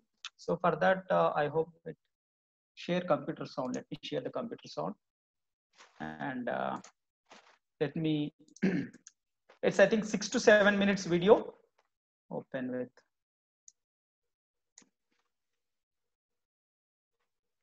Oh, okay, it's online, so okay, no problem. Good evening, everyone. This is Eschan Rakesh Roshan here. I work as assistant professor at. Is it audible? I mean, can someone say yes or no? RJKT IIIT Basar, Telangana. Yes. Is it audible? Okay, right. So I'll play it. I think it's 6 minute video, 6 minutes 51 seconds. So please listen to it, and at the end of it, I'll To this session on online class through mobile. So I'll just try to tell you in the next 5 minutes, how do we engage online class through mobile. So for that, let me just go back to my mobile and let me go to Play Store and then open Zoom app, download Zoom app. Already I have downloaded it. So there are a couple of other apps also, you can use them to explain. I am going to do it by Zoom app. So here there are a couple of options: new meeting, join meeting, schedule meeting. You can schedule a meeting, okay, for a particular date, for a particular time. Now you can give the title, etc., etc. You can schedule the meeting over there, and you can also, once you schedule, you can invite, share the invite with the students. Okay. So right now, let me start off the meeting. So new meeting. So it gives you options: video on. Use this ID. So let me start the meeting. Since whenever you have scheduled the meeting, students would have joined. So let us assume you have scheduled it and students have joined your session. And right now you are going to start that session. So there are a couple of options at the end, at the down. So mute, start video, and share participants. You can also look at who all have joined the meeting. You can mute all of them just before you are about to start the class. In between, you can unmute them whenever they have questions, they want to interact with you. All that is feasible. And let me now start sharing things to my students and then explain as I share. So there are a couple of lot of options. Sir, one moment. Sir, one moment. Yes, please. Hello, sir. Yes. Yeah, actually, the video is not visible. Oh, is it? The video screen is not shared. We are watching the Google screen. Oh my God, you should have. Okay. Yeah. Rakesh, please share your video. No, it's okay. Yeah, I got it. Do not worry. I'll just share it. So I thought it's being played. This is now is it visible? Yeah. Now it is visible. Okay, so I'm sorry for wasting 1.5 minutes. We just missed out. No problem. Okay, let me play it right away. Rakesh Roshan here. I work as assistant professor at RJKT IIIT Basar, Telangana. Welcome you all to this session on online class through mobile. So I'll just try to tell you in the next 5 minutes, how do we engage online class through mobile. So for that, let me just go back to my mobile and let me go to Play Store and then open Zoom app, download Zoom app. Already I have downloaded it. So there are a couple of other apps also, you can use them to explain. I am going to do it by Zoom app. So here there are a couple of options: new meeting, join meeting, schedule meeting. You can schedule a meeting, okay, for a particular date, for a particular time. Now you can give the title, etc., etc. You can schedule the meeting over there, and you can also, once you schedule, you can invite, share the invite with the students. Okay. So right now, let me start off the meeting. So new meeting. So it gives you options: video on. Use this ID. So let me start the meeting. Since whenever you have scheduled the meeting, students would have joined. So let us assume you have scheduled it and students have joined your session. And right now you are going to start that session. So there are a couple of options at the end, at the down. So mute, start video, and share participants. You can also look at who all have joined the meeting. You can mute all of them just before you are about to start the class. In between, you can unmute them whenever they have questions, they want to interact with you. All that is feasible. And let me now start sharing things to my students and then explain as I share. So there are a lot of options from here you can share. You can share from your OneDrive, Google Drive, photo, document. So let me just share it. Share a document. You can have all your notes at one place, or all your presentations, PPT at one place. Convert it to PDF. It's readily available, and you can start sharing it. So I'll just click on this and then I'll say share. Now you can see, right? I can start explaining things. I can also zoom in, and then I can also highlight things. So you can see here, I can just highlight these things here, and I can also I have to clear this. I have to erase this. So let me clear off all the drawings, and then I can also close this annotation and then go to next page possibly. And then let us say you want to explain the diagram. Once again, you click on this. Kindly do not annotate on the screen. I request the participants, please do not annotate on the screen.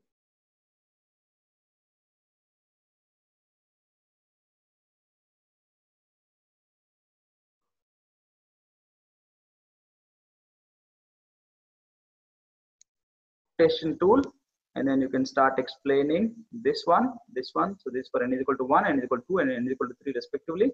And you can also, so this we get by solving these equations. All that explanation you can do. And please remember to clear on the down right. You have clear. So clear all the drawings before you proceed to the next page, and then close the annotation. So don't do like that. You have to clear this and then close the annotation. Okay. And now you can zoom out and then go to the next session.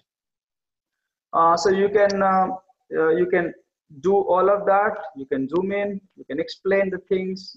Could you please remove that annotation that's on the screen? Probably, I think I don't have the rights.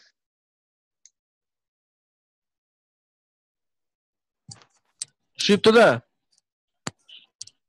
So whoever is annotated, could you please remove that? Hello, Shiptada. Shiptada, are you there? Hello, Shiptada. Sudip তোকে phone করবো? Or I think the participant who has annotated could do it, or else organizers could do it, because that would remain on the screen. So later also. Yeah. We will take care of that. Okay, so I'll continue then. Suraj, can you please call? Yeah, you please continue. Yeah, I'm calling. I'm calling. Okay, I'll just continue playing that. Okay. Continue. Yeah, please ignore that line on the screen. Let's go ahead. Let me stop this. Now you can do one more thing. You want to draw something and then explain. So now you can share a whiteboard. You can see the bottom. You have an option, share whiteboard. So in Zoom also you have a whiteboard option inbuilt. Google Meet does not have a inbuilt whiteboard option. This is very important. Zoom has a inbuilt whiteboard option. Cisco WebEx has an inbuilt whiteboard option. Gmeet does not have it. Okay, let's continue. So let me share a whiteboard and click on annotation. Here you have eraser. You have the color. You can choose the color. You can choose the size. On the screen, I have chosen some size. Let me start. So let me start explaining. So in today's class, let's discuss Ohm's law. Okay. So now let me write down the things for them. So then as I write, I can explain. So V is voltage and I is current and R is resistance, etc. So all that you can do as you write down. So once you're done, you can just to tell you, this I just wrote with my finger on the screen. Okay, just to tell you, if you have a stylus pen and all of that, if your phone is this adaptable to that, you can write it very beautifully. I just wrote it with my finger, just to tell you. Save this picture to your album here, or you can create a new whiteboard. I'll go to a new whiteboard, and then maybe I can explain it further. So I have a voltage source. I can draw a circuit. I can draw a circuit. Maybe let us say this is 5 volts. Let us say this is 1 ohm, and let us say this is 2 ohms. Now I can solve the thing, and then I can tell them that this is a voltage divider circuit, and etc. So you can, whatever you want to explain, you can explain. So as you draw, you can start explaining. As I said, you can save this to your album. Okay, this picture gets saved. Okay, let me just go back. So now you can quit this whiteboard. So you can write something and then you can explain parallelly. So these are the, let me stop sharing. So these are the features that are available. You have click on more, you can disconnect audio, you can chat, you can interact with the students. So you can say, okay, hi, is this concept, clear, something like that. You can send it to your students. You can send it to all of them, or you can send it to the select ones. So that option is also there. And you can chat, you can fix up the meeting settings, So screen share, you can allow the participant to share their screen. You can. So this feature, once again, you can see, you can allow the participant to share their screen. You can mute upon entry. So everyone you can mute at once. So as I told you, Jimmy does not have that feature. Okay. Allow the chat, mute upon entry. So you can show the name. So all these you can explore. So, and then this is all about, taking an online class. You can share the PDFs, you can share images, using the share.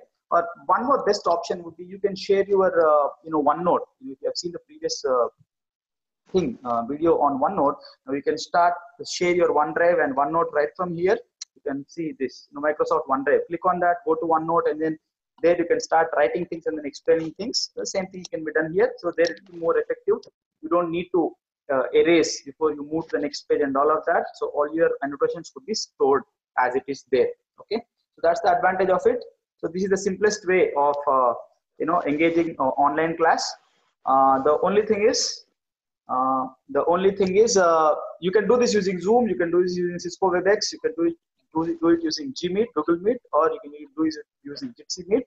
All of them have their own limitations. But Zoom, as you know, for 40 minutes, it is free. Okay. So I prefer that. And that's it. So I hope this is useful to all of you. So thank you, everyone. All right. So let me just stop that. Right. So let me quickly take the questions. Let me go to the chat box and yeah.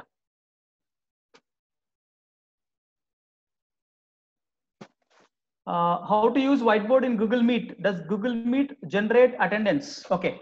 So yeah, two questions. I'll go with them one by one. The first one, how to use whiteboard in Google Meet? As I told you, there is no inbuilt whiteboard in Google Meet.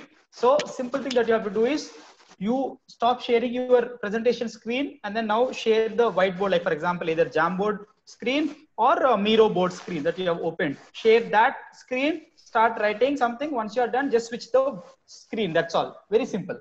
You can do that. Your second question, does Google Meet generate attendance? Okay, for this, there are additional add-ons. You can just Google for that. I mean, there are additional add-ons which would generate attendance, in either Google Meet or the other Zoom and other things also. Yeah, that is, answer is yes. How can we play a video with sound? Whether it will come automatically? Okay, no. For example, in Zoom, here one option will come, share computer sound. I cannot show you. If you are showing a YouTube video or any recorded video to your students during your class, there is one option called as share computer sound. You have to click on that. How long can we meet in Zoom? 40 minutes. 40 minutes you can meet in Zoom. You can record your sessions. You can record your sessions in Zoom. Normal users, any user.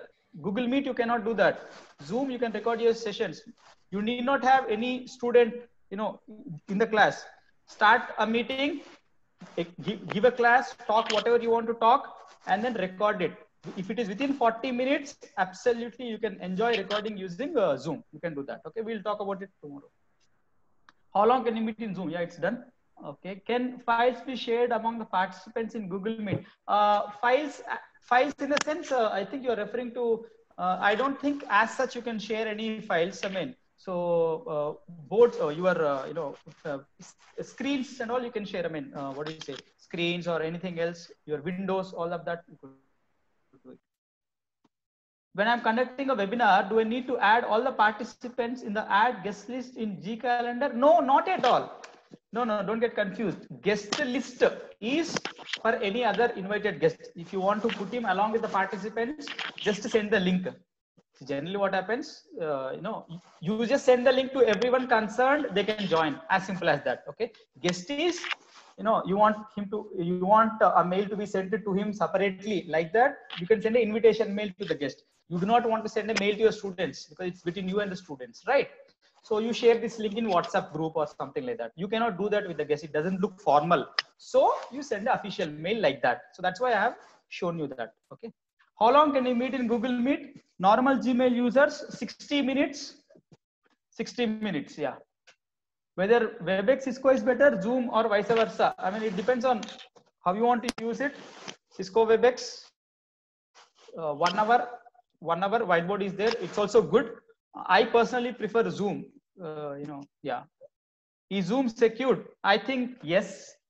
I'm not an expert to say that, but they have worked. I think they are working on it, and I think looks it's secured. Okay.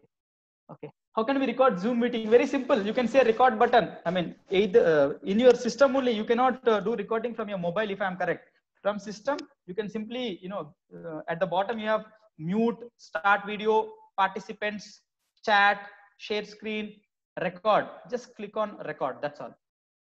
I did not get the recording option in Zoom when I was using. Yeah. As I told you, in mobile you cannot record. Yeah. No, it is like that. It's not your mistake, Sangeeta ji. You cannot record from the app.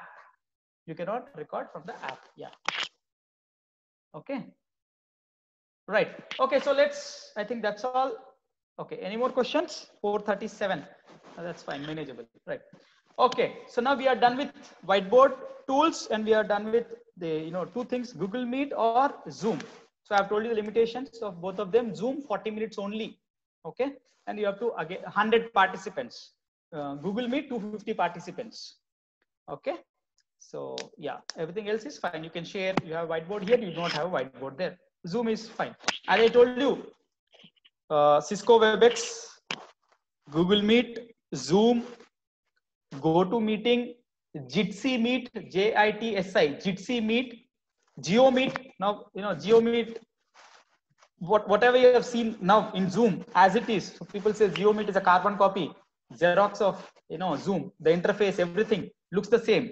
So which one is bandwidth friendly? I feel Zoom is better. I'm not an expert at that, but whatever I have used, Zoom is better. Yeah. So more or less the same. I mean, as I told you, because it depends on the purpose that you're using it for, more or less the same, but the functionalities that were missing in Google Meet, you have them in Zoom. So for that, because if you're talking about bandwidth, I presume that there are a lot of candidates in your meeting. So which means it's better to go with Zoom. Yeah. All right. So yeah. So now let me start my, let's go to the LMS. Just give me a minute. Yeah, let me share my screen once again. Yeah. So the LMS that I'm going to talk to you right now. So let me just switch to my G Suite account. I can show you from normal Gmail account also. G Suite account has more features. I'll tell you which features are not there in normal Gmail users. I'll tell you that. But first of all, let me get started with the LMS, Learning Management System. You want everything to be at one place. What do you mean by everything? You want to share the materials to the students. You want to give assessments, tests to the students, quizzes to the students. You want to get the grades automatically, and you want to share videos, content, everything you want at one place. This one place is called as LMS, Learning Management System. So there are so many of them, as I told you. Maybe I'll just list it. Google Classroom, free. Once again, free for the Google Gmail users also. It is free. Okay. Few functionalities will be missing compared to G Suite for education users. Number 2, you have Edmodo, completely free. Lot of functionalities. I love Edmodo personally. Edmodo, you can explore Moodle, Canvas, Schoology, Blackboard. There are so many of them. Okay, available ones. So let's talk about Google Classroom in today's class. So classroom.google.com. So classroom.google.com. Click there. Starters. Starters will not see all of this. I already have these classes, so it's okay. It will show me this. As I told you, let me switch to my G Suite account and show you all the functionalities. As I show you, I'll also tell you which will not be there for regular users. Yeah, so I'll try to do it from scratch. 20 minutes I have. I think I should be able to do it. Plus or minus 5 minutes, I'll try to finish. Okay, so once again, let's start from scratch. The first thing is you have to create a class. So we are teachers, right? We create classes. Click on this plus button, join class, create class. If you are a student, then join class. Right now, create class. Let me create class. Class name.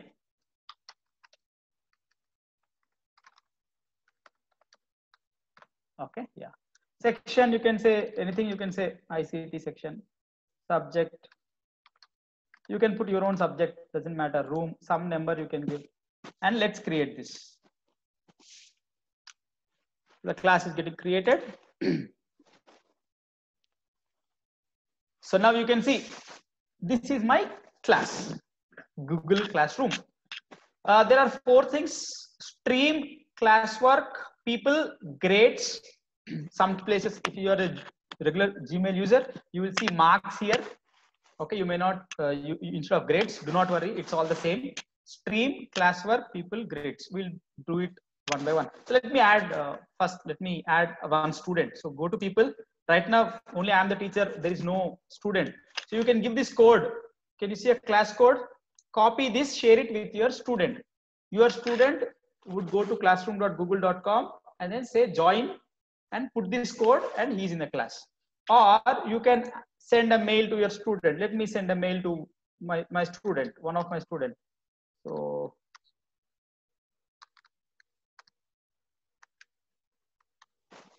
let me send an invite to this student. I've sent an invite mail, so he's invited. So if he joins, this would get highlighted. Let me copy this code. Where is the code? So I'll just go back to this. Now I can see code here also. Just copy this code, copy. Just to show you, I'll go to my student account. This is one more student. I'll go to this student account. And what should this student do? You have shared the code with this student, okay, using WhatsApp or whatever. Click, now this is a student. Click on this and then join class. This fellow is a student. So enter the class code and then say join. Now you can see how does it look like from student's point of view. So when he clicks on join, now for the student, he can see stream, classwork, people. So this is a student. Now he has joined your class. Now go back to the teacher. Okay, I'll close the student account. Go back to the teacher and come to people. Just refresh this. Now you can see this candidate has already joined your class. And you have sent out an invite mail to this person. He is not yet joined. Let me join him. I'm going to the other student just to show you how to add students. Okay. So now see, he has already got an invitation. Decline, join. He should join our class. So join.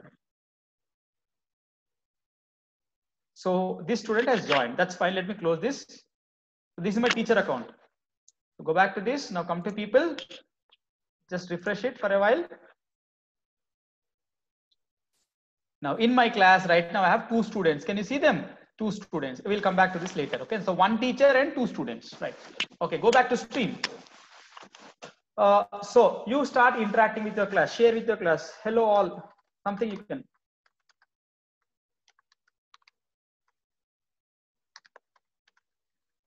Welcome to my class. So now you can post, click on post, it will go right away. Or you can schedule a post.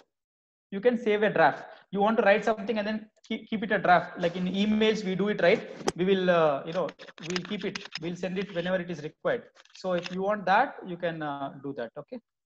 So, or else you can just post it right away. So just let me just, just to show you. Hello all, and let me just post it. And that goes right away to the students. Okay. Now you can see saved announcement. So this was saved. You can click that if you want. You can send it. Students will see the post in their streams immediately. Right, no problem. I just post it. So yeah, this is the one. What else you can do? You can add a file. Can you see? You can add a file. It could be a Google Drive, from your Google Drive, or a link. You can share any link, interesting link. You can tell them, please refer to this link. You can add a file. Let me just add a file.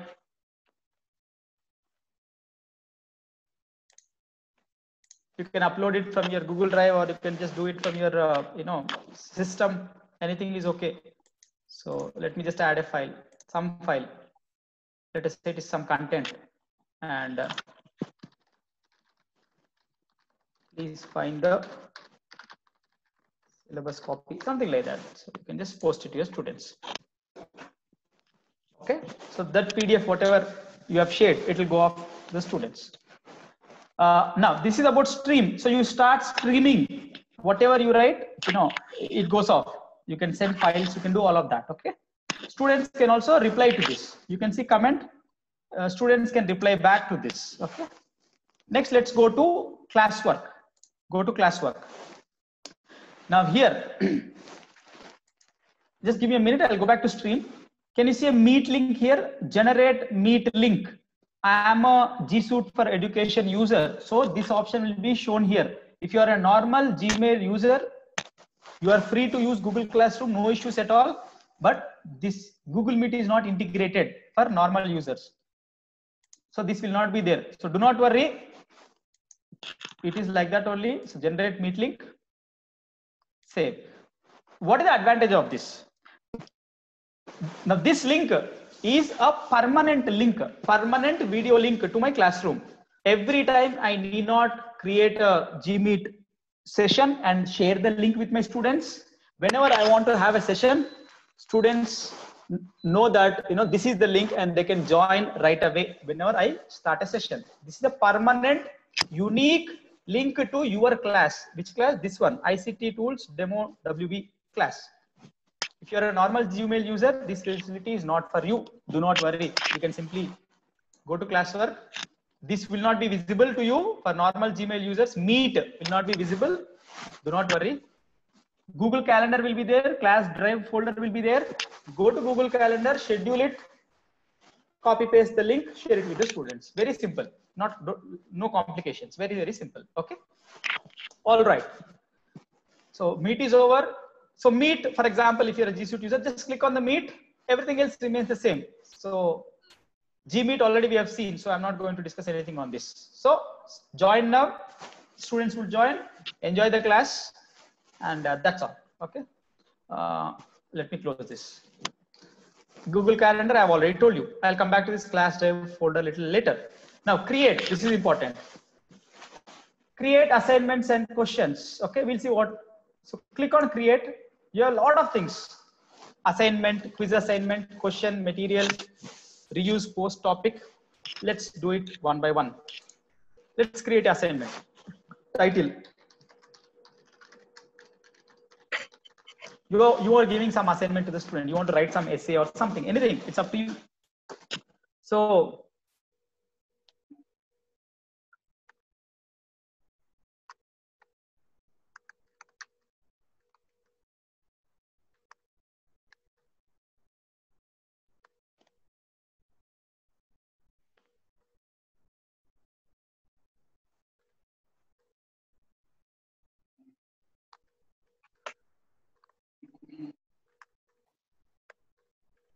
something like it's up to you, depending on your subject, what you want to put, you can put. So for me, the question is, I want my students to provide some good workable solutions for the current scenario in education for the ICT users, something like that. I want them to write something and then give their views on it, some solutions. So I should have a Google form for this, right? I mean, Google Doc. So click on create docs.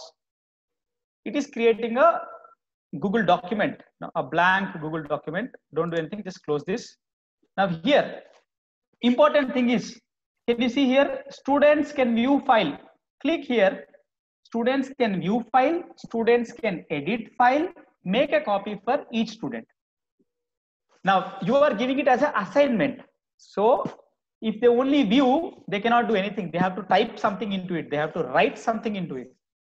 Students can edit file. If you give this, all the students, to whomever you say share this, you post this, all the students can edit the same file. You do not want that. You want each student to share their own views in a document and send it back to you. So make a copy for each student. If you want to, if you want them to only see what you are sharing, then just say share. Just say students can view files. But right now, make a copy for each student. What it does, this is untitled document, right? So what Google Classroom will do is, when you post it, it will create a document, unique document with a name, with the title as the name of the candidate. Okay. So now what you can do, to whom you should send? Yeah, this classroom. Yeah, this is okay. Now, the beauty of Google Classroom is what is called as differentiation learning. In your class, you may have good students, slow learners, and all of that. If you want to give tougher challenges, tougher questions to the toppers, let us say, you can choose that candidate and then send it only to him. You want to give little bit easier ones to little slow learners, you can do that. You can send it to him alone. So this is called as differentiation learning. Google provides you that in Google Classroom. So right now, for understanding, I'm going to send this assignment to all my students. And this is for evaluation. So let us say 10 marks. Okay. Due date, better to put a due date. I want them to submit by tomorrow. Okay, tomorrow 11:59 p.m. No problem. Now, topic is, it's for organizing your things better. So now I'll create a topic. I'll simply say tests and assignments. Okay. I'm creating a topic, tests and assignments. No problem. So it is created. So next time onwards, whenever I put any test or assignment, I'll choose this. So all the tests and assignments will be under this topic. I'll show you a little later. Now there are two more things. If you are interested, you can explore this. These are really good.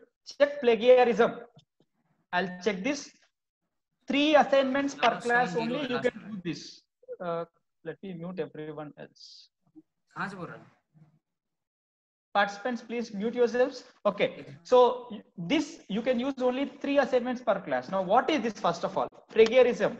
So your students can copy the content from somewhere, from web, because it's all digital, right? And then they'll submit it. You don't want that to happen. You want to know if they have done it on their own or if they have copied it from the web. Click this, check plagiarism, no problem, continue. It has checked this. There is one more rubric. If you want to put an evaluation criteria, you said it's for 10 marks, but you never said how are you breaking up the 10 marks, right? 5 marks for problem statement, 3 marks for solution, something like that. You can create a evaluation criterion. It is a rubric. I'll create a rubric just to show you so that we know what we are doing. So I'm using scoring, and how many marks did I give it, by the way? Discard. I think, yeah, 10 marks, right? Okay. Let me create a rubric. All right. So criterion, sorry. So criteria title.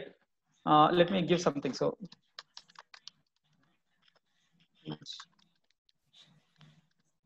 background. So you want them to give a background. So let us say total 10 marks, right? So let me give 5 marks for this, and then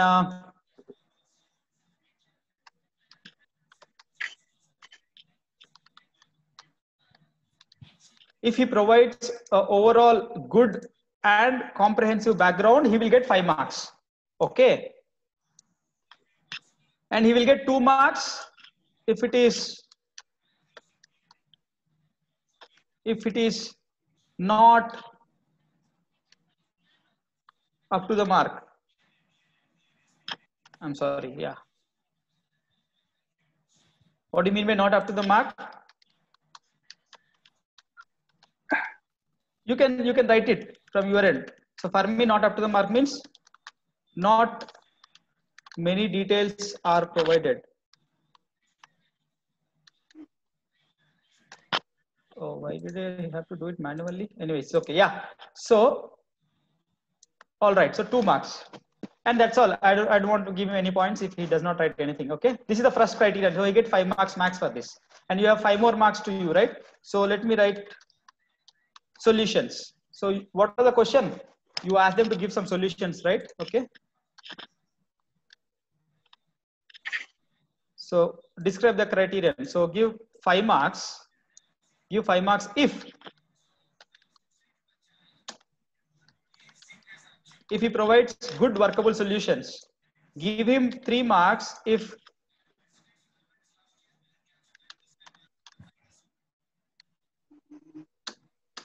he provides at least 1 solution, and give him 1 mark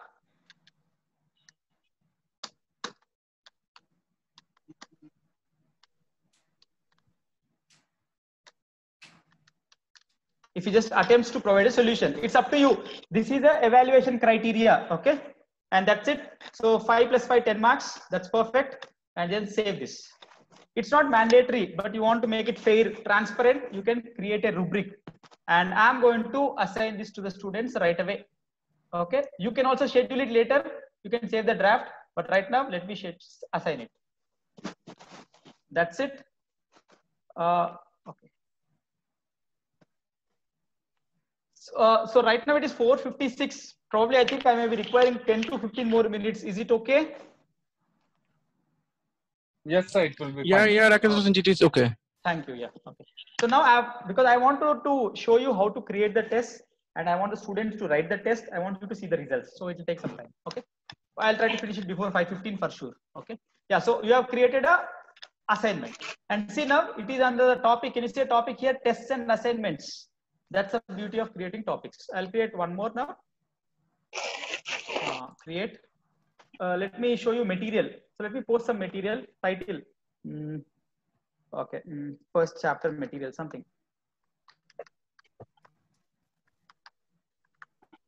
And you just add a file. Upload it from either Google Drive or anything. Okay. So, right. So now here also, there is no topic. There is already test and assignment, but you are sharing material. It is, you cannot share it under test and assignment. So create a topic. Something like class handouts. Okay, you are creating this topic. So post.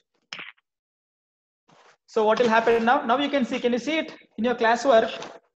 All the material now is under the topic class handouts. All the tests, assignments will be under the topic tests and assignments. And you can see all the topics here. This is the advantage of creating topics. Okay.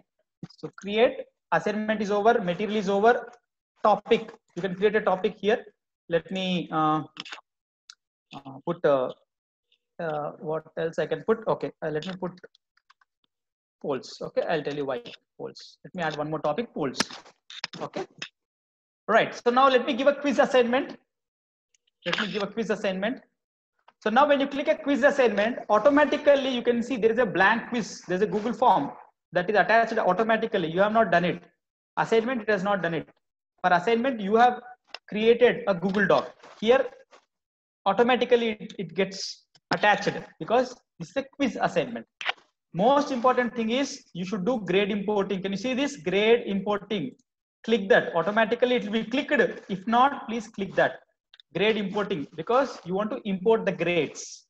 Google Forms would automatically, once the answers are given by the students, it will automatically grade depending on how you give the answers, and it will give the marks. This is very important.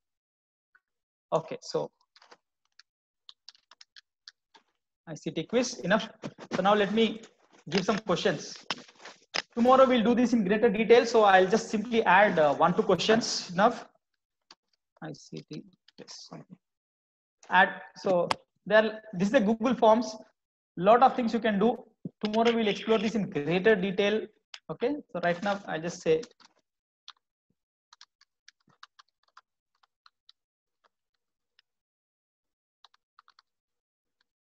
multiple choice. So let me give you 40, 60. So give the answer key. So answer is 40, click on that, and then give how many points you want to give this question? 1 point. That's okay. You want to make it required? Required means he has to answer something, else it will not be considered. Do not worry. You want to make it, else don't worry. Go to the next question. Maybe I'll just show one more short answer.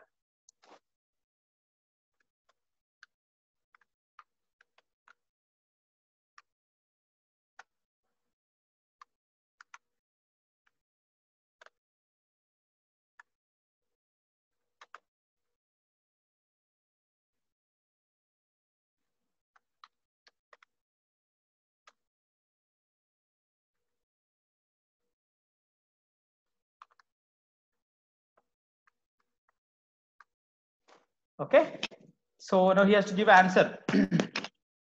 So answer is 60, or he can write SIXTY, or he can write capital X S, first letter capital, or everything else he can put capitals.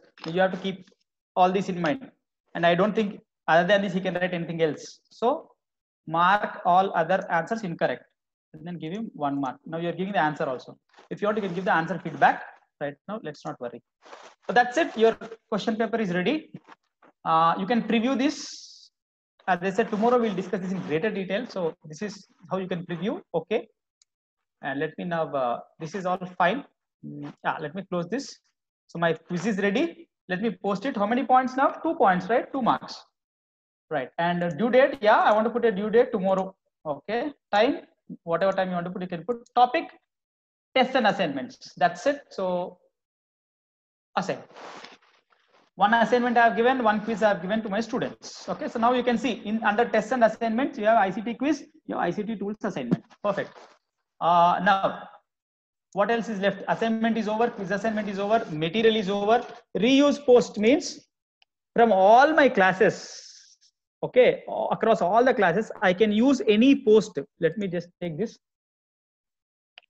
Let us say you want to use this post. You can just copy that. You can simply reuse this here. Can you see this? This is the beauty of reusing post. So right now, let's not worry about it. The last thing is question. I told you, poll.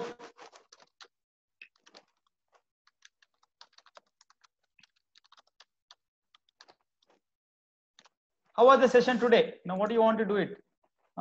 You want to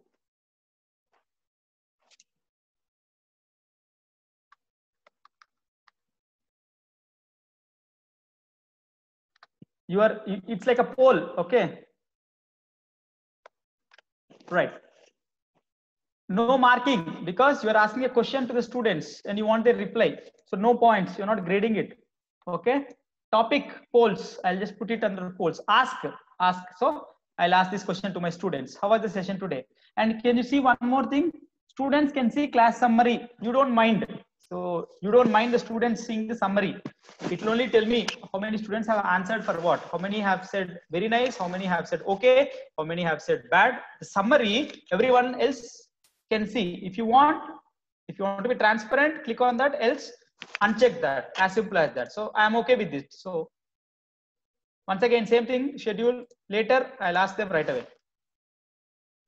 So now you can see under create. Assignment we have discussed, quiz assignment we have discussed, question is like a poll. You want to ask them something, get an answer. Material we have seen, reuse post we have seen, topic we have seen. Perfect. Stream we have already seen. So now see what is so it follows the same chronological order in which you have posted. See first is here and it follows the same chronological order. And here you can see what is due upcoming. It will show all the deadlines. All right. Now, let me go to the student account. Any student. Now, I'm a student. I have chosen a student account. Now, let the student. So now he can see, the student can see here itself. Due Friday, all this is there. So let him go to the class. This is how it looks like for the student. Whatever you have given, it's there. So in the classwork, see, it's all well arranged. This is a student view that I'm showing you now. I want the students to do the assignment and then submit it right now. I'll show you in the next 4 or 5 minutes. So perfect. So now let him first solve the quiz, ICT quiz. So mark as done. Once he solves it, it should be mark as done. He has to submit. So let him attempt it first. So yeah, this student is taking this test. Zoom has a free limit of, let me answer it wrong, 60 minutes. And Gmeet, let him answer it correct. He can get a copy of the responses for later cross-checking. Let him select it or uncheck it, no problem, submit. View score, he can see his score right away. First is wrong, second is right. So 1 by 2 marks he has got. He knows it, okay? Close this. Close this, okay? So now it's already submitted. So you cannot unsubmit. So that's it. Turned in. Turned in means you have already submitted. So quiz is done. What else is there? So now quiz is over. Next to assignment is there. So now he can see. Now look at this. This assignment. See the name here. Can you see this name on the right side? That student name is there. I told you create a copy for everyone. It creates a copy on their name. Perfect. So now let him, so now he knows the criterion. It is for 10 marks and ICT, let him click here. So he knows that if his answers for the ICT tools background is good and this, he'll get 5 marks. If it is not up to the mark, he'll get only 2 marks. And here the solution that he's going to provide, if they are workable solutions, he'll get 5 marks. If at least he provides one solution, he gets 3 points. If he attempts to provide, he'll get 1 point. So he knows the evaluation criteria. This is the help of rubric. Okay, fine, no problem. Let him now solve the assignment. So click on that Google Doc. Let him write the assignment. So so let us say he copies something from the web. Anything. Let's just copy something from the web.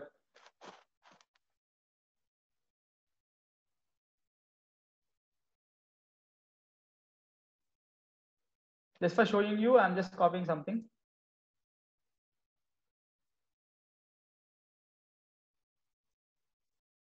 All right.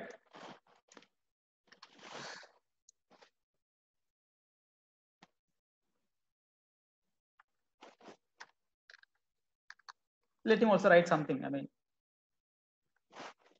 that's okay. Yeah. All right. So he has already written it. Okay. And let him just close that. Let's go back to this. So let me go to the student account.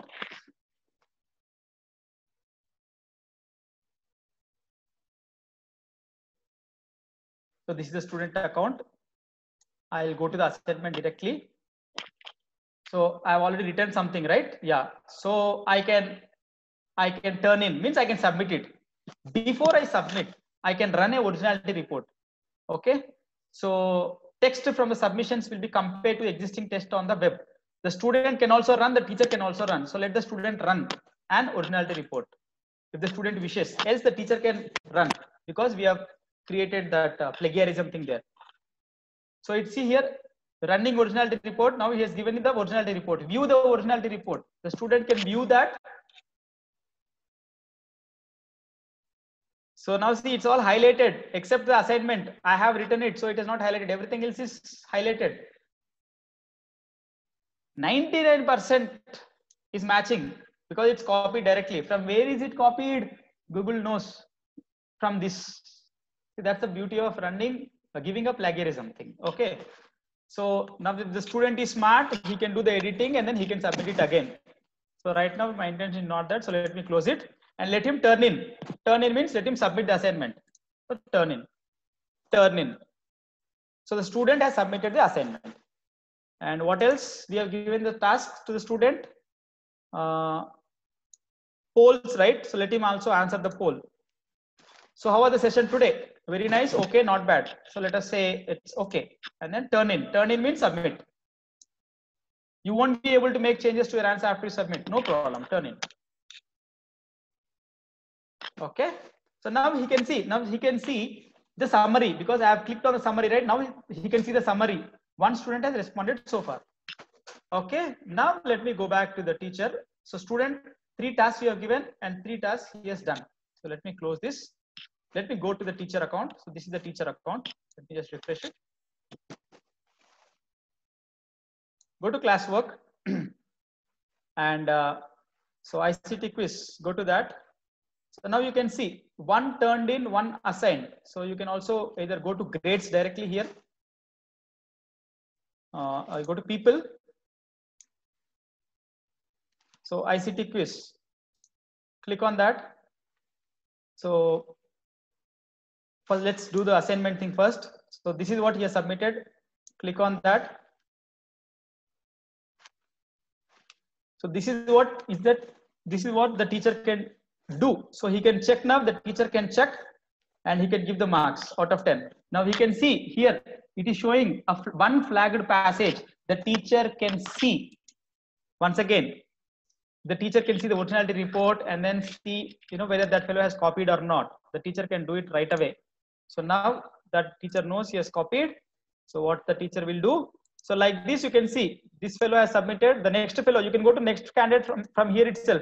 He has not yet, it is only assigned. He has not turned in. He has not submitted. So no problem. Let him give marks. So first ICT tools, he has not done anything. So let's give 1 mark. Solutions, let us just give 1 mark. So 1 plus 1, automatically 2 out of 10. And that's it. So return, can you see here on the right side? Please concentrate on the top right side. Return, you can return the marks to the student. Return multiple submissions. If all the students have submitted and you have verified all the students' data like this, like this, like this, you can return multiple submissions. Right now, you return only these fellows. So HOD, this candidate has got 2 out of 10 marks. You just return it. So assignment is over. So what is next? Next is quiz. So quiz. So now go to quiz.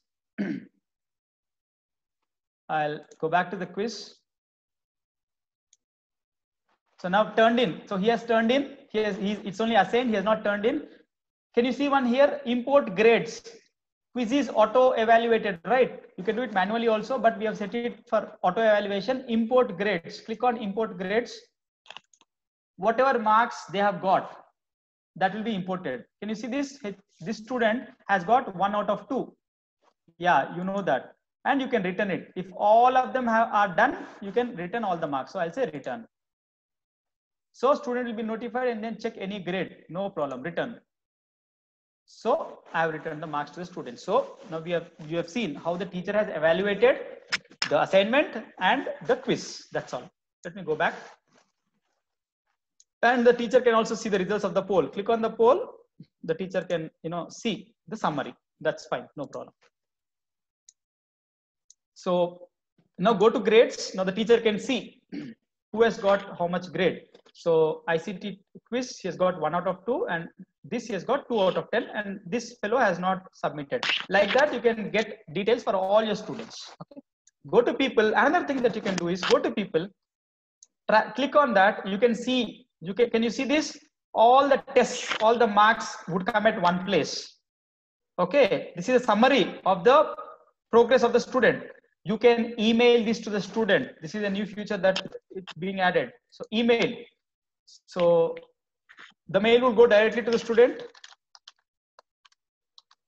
Please find the overall semester report for quizzes, etc. I mean quizzes, assignments, whatever. Okay. It will also include a student work summary. In the mail only, all the marks would go. So just say send. And if you see carefully, you can also send it to the guardians. If I click on that, email student or guardian. If you have a G Suite education for education, your administrator has to activate it. You can also send the student's progress to the guardians, father, mother, any other people. Okay. This is possible in Google Classroom.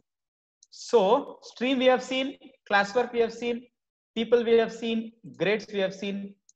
And one thing is class drive folder. Whatever you are posting, whatever post you are doing, material, quizzes, all that is there in this Google Drive. Automatically it gets saved. So there is blank quiz and assignment you have given, and 2 fellows have submitted it. This fellow is yet to submit. So you can do all of that. So let me close this. And that's all. This is all about Google Classroom. So click here. You can see all your classes and everything else. Okay. And last one, click on the settings. Maybe 2 more minutes and we are done. Class code. 50 students are there in your class. 50 have joined. You don't want any others to join. You can reset it. You can create a new code, or you can disable. Click on disable. This code will not be active. Anyone else who uses this code cannot join. So you can disable that. Number 1. You can allow the students to post and comment. See, generally teachers will post. The students can only comment. So you can choose this. Students can only comment. This you can choose. Meet. Because I am a G Suite, it is showing this. You do not want a permanent link. There can be many reasons. Okay. You want every class, you want to create a new link. You can do that. You can do this like this. I mean, you can deactivate it. Grade calculation. For lack of time, I'm not discussing this. Right now, what you have put is the total points. I mean, if I go to grades, it has shown me the points. Or you can also do it weighted by category, which means assignments, you want 20% weightage, quizzes, you want 80% weightage, you can do it here. Okay. So you can add a category and then let me add it just to make it complete so that I don't miss out anything. Assignments, 20%, because you know, generally the students would copy the assignments, so their actual marks would not reflect their hard work. So for all the assignments, 20% only will be considered. For all the quizzes, 80% will be considered. This is very much possible. Okay. So weighted by category, you have to select, and that's all. You can save this. So this is all about Google Classroom. So I think more or less we are done. We have covered all the aspects. And last thing, if you want to upload a photo here, background, you know, you can upload your own thing. Let me just show you that to make it complete. Google Class theme. Instead of random picture, you can put your own picture, you know, your own whatever you want. So now, yeah, see, ICT tools for education, the new normal in teaching learning. I have made that. I mean, you can make it and you can put it. So that's all about Google Classroom. 5:17. So I've just crossed 15. Okay, no problem. So I think okay. Let's go with the questions. So yeah. In this session, there are more praises for you than questions, actually. That's okay. Thank you for that. No, actually, everything is fine except some participants. Some participants are feeling that it has been going a bit fast, but I'm sure that so many things being covered in a single session, it will be fast, and we'll ensure that we provide the recorded video to the students so that they have the hands-on practice. Yes, please. That would be very helpful to the candidates. Yeah. Yeah. We'll be trying that. Yeah. Sure. Thank you for that. Yeah. Anything else? Do you find any questions, sir? As such, no. If you want to take more than 1 hour class, okay, 1 minute. Sangeeta ji, no. Wait.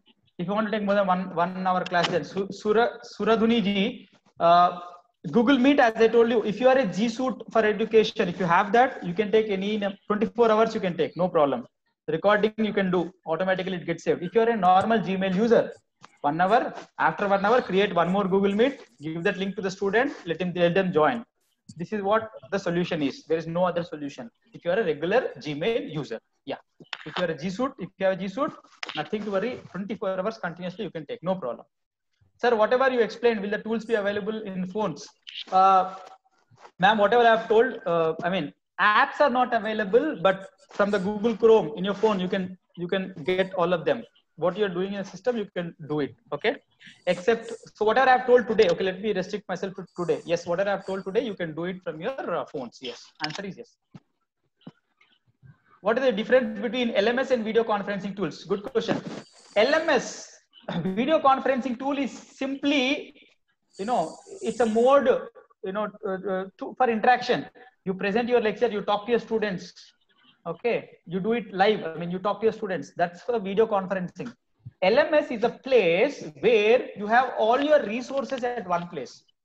You have your content, you put your quizzes, you put your assessments. You can also send the links of the video conferencing thing. Or if it is you are using a Google Classroom, you can directly use Gmeet, which is integrated. If you are using Edmodo, for example, Edmodo does not have a integration. So I will create a Zoom link or Google Meet link, post it in my Edmodo. That's all.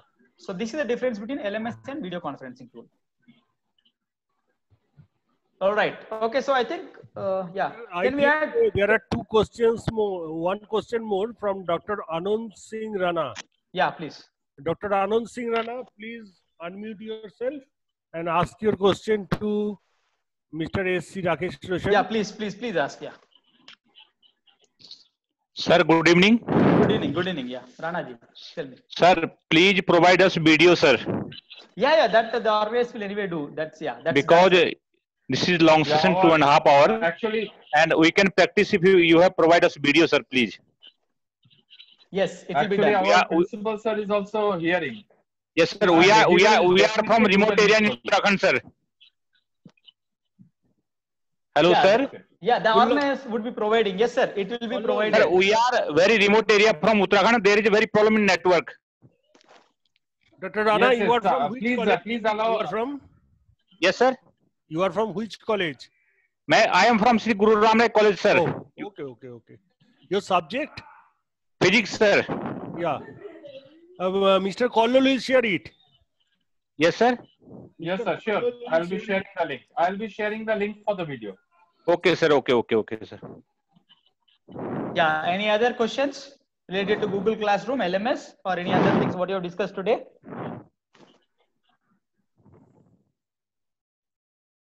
Can we add Zoom link in LMS for the students? You can add any video conference link, not just Zoom.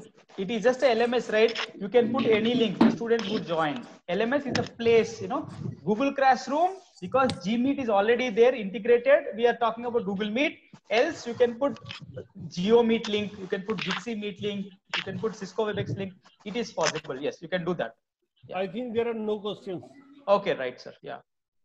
Yeah. So should I wrap up for today, sir? Yeah, I'm done from my end. Yeah. Sorry for exceeding. Sorry for exceeding. No, it's 15, fine. 20 minutes. It is fine. It is so many interesting topics. You definitely need the time. So thank you. This is the time to wrap up, and I'll be thanking once more our honorable speaker, Dr. Professor S. Chand Rakesh Roshan, for this wonderful deliberation. And the chat boxes are being flooded with appraisals, which are definitely positive in nature. And as per permitted by our principal, our honorable principal, Professor Monojit Roy, we will definitely be sharing the link for the video. I feel we'll be uploading it to our college YouTube channel, and we'll be sharing the link in the group. Tomorrow we have our sessions from 10 to 12, requesting all of you to join. And Kollol, mention 10 a.m. to 12 noon. Exactly. Yeah, tomorrow our session will be from 10 a.m. to 12 noon, and I request all participants to attend the session for tomorrow. And I have just now given the link for the first day's feedback in the chat box. Please find itself, and we'll be keeping the meeting room open for another 5 minutes. Dr. S. Chand Rakesh Roshan, you may please leave. You must be having some other jobs as well. Yeah. So yeah. And I request our Okay. Thank you. So my pleasure. So we'll meet tomorrow morning, and we'll talk about some more interesting things. Yeah. Thank you. Yeah. 10 a.m. sir. 10 a.m.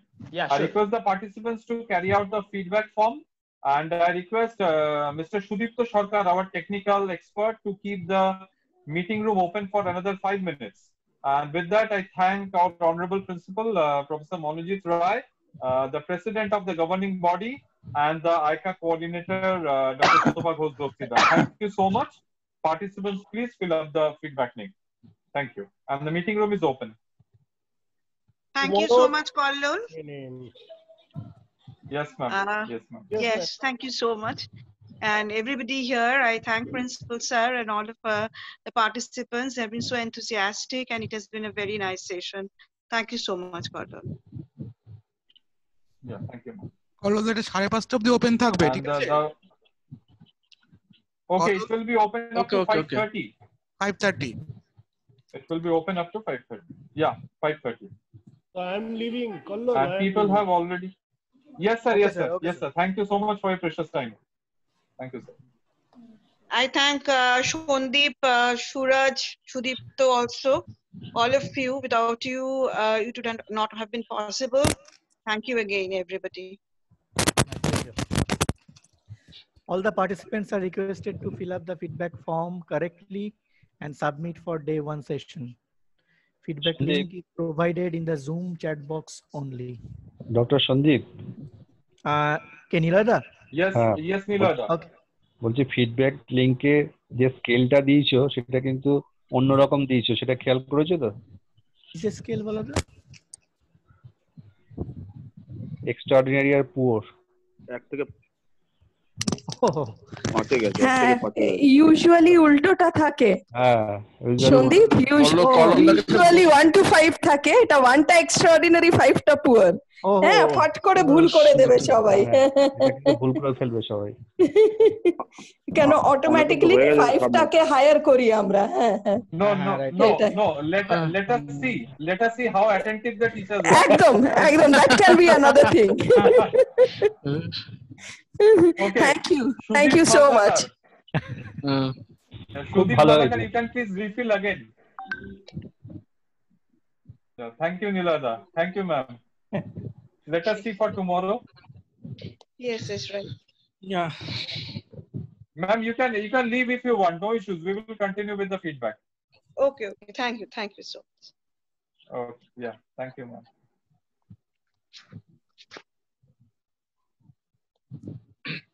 কল্লোলদা hello Yes, sir. বলুন। হ্যাঁ, বল। পেয়েছো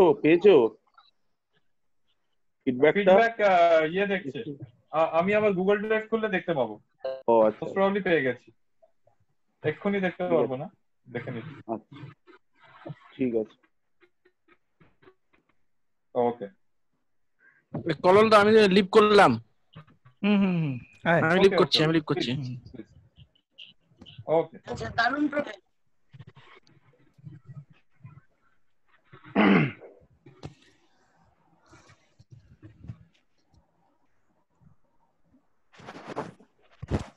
sir হ্যাঁ বলো। অলঙ্কৃতা হ্যাঁ বলো অলঙ্কৃতা বলো। হ্যাঁ sir আমি ফিল আপ করে দিয়েছি উইদাউট এনি মিস্টেক এবার কি মিটিং লিভ করতে পারবো? এক্স্যাক্টলি লিভ করতে পারবে একদম পারবে। আচ্ছা sir thank you sir. Yeah. Okay. It is for the participants. After filling up the link, you can please leave the meeting platform. Once you have filled up the link for day 1, you can please leave the platform. And it's a reminder. Tomorrow we'll be meeting at 10 a.m. 10 a.m. Okay, thank you, Kolol. Bye. সকাল Yeah, thank you, ma'am. Bye. Kallol thank you okay sir thank you Kallol Thank you bye so sir much. Thank you Bye. so much.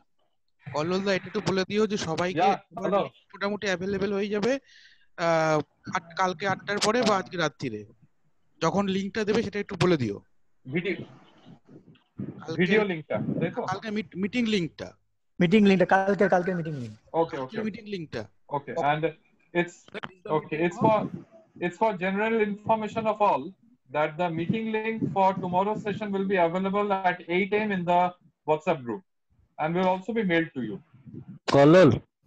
Kolol, can you hear me? Yes, sir. Yeah, perfectly. Kolol, while submitting the form, my net got disconnected for some unforeseen reasons.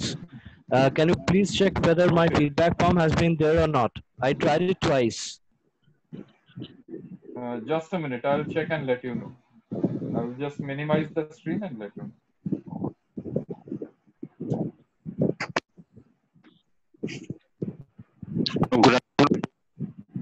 Mayukh বলছিলাম। হ্যাঁ ময়ূক বলো। হ্যাঁ sir আমি দিয়েছি, আমি log out করছি sir with your permission. Sure. Okay, thank you so much sir. Okay. Just the net got snapped and I'm very worried with the feedback. Okay Kallol Sandip Suraj thank you tata. Thank you দেখা হচ্ছে। Feedback form fill up করে দিয়েছি। হ্যাঁ একদম ওকে Kolol, একটু feedback form is received. Okay, thank you. Thanks a lot. Thank you. Thank you for organizing such a very good informative session. Thank you. Yeah, pleasure.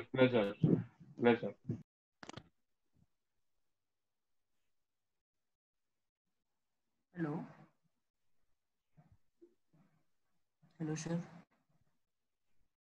Yeah, As hello. a custom, I'll not leave the meeting before the organizers leave.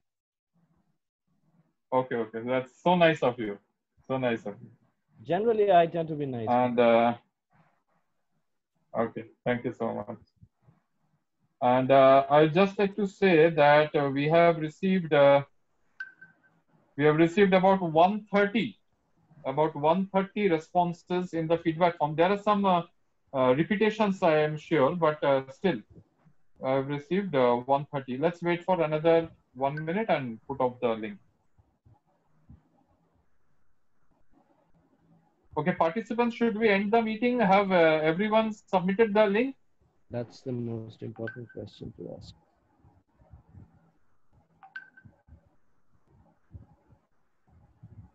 This is a question for the participants. Should we get over with the Zoom meeting if everyone have submitted the feedback link for day 1? Feedback successful नहीं हो रहा है। Kolol, I think somebody. कोई problem होने से बताइए। आप कोई प्रॉब्लम होने से Sir, बताइए। feedback submitted. Shomo. Okay, fine. Thank you so much, Shomo. And Shomo, let me congratulate you on this platform. Thank you, Shomo? sir. Thank you so much, sir. Yeah, it's for. Yeah, thank you so much. It's a great information for all. Shomo has been awarded with PhD today. Congratulations. He is Dr. Shomo Ganguly from 1 p.m. today. Hey, congratulations. It's really a very good. Thank you, Sandeep Da. Congratulations. Thank you all.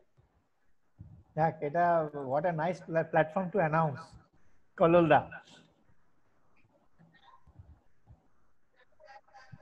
Correct.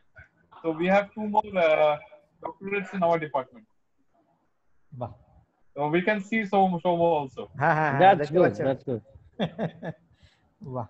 Being promoted to the post of a father and then having become, having the doctorate, a double congratulations.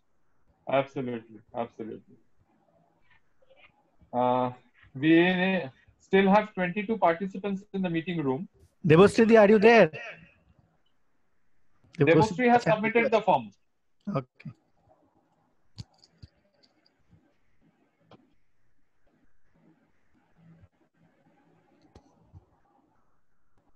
Kololda, I'm leaving. Hi. Okay, Shubhajit. Thank you so much. Everybody, bye. Huh? Okay. Yeah, bye. Bye. Tada. আজকের মতো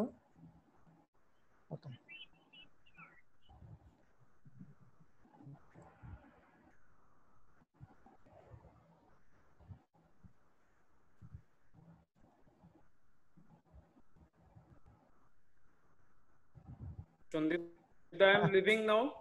ঠিক আছে। Okay, Shomo. Okay, you may leave. Thank you, sir. কলটা ডাকলে আমায়? No.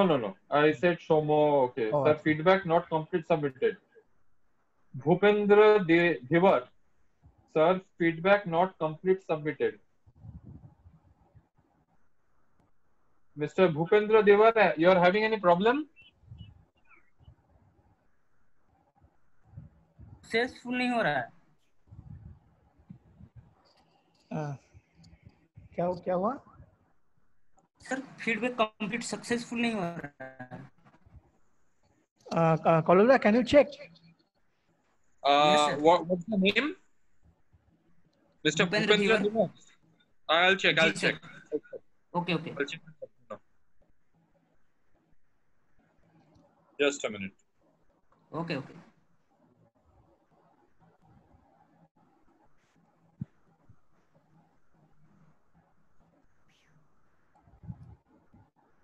Mr. Bhupendra Devar.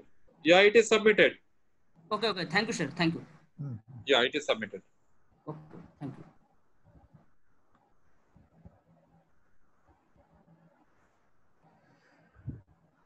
Okay. So it is 5:35. I think we are done. This feedback link will not be provided in the WhatsApp group. Huh? WhatsApp, exactly. Even for tomorrow. Yes. Sudipta da?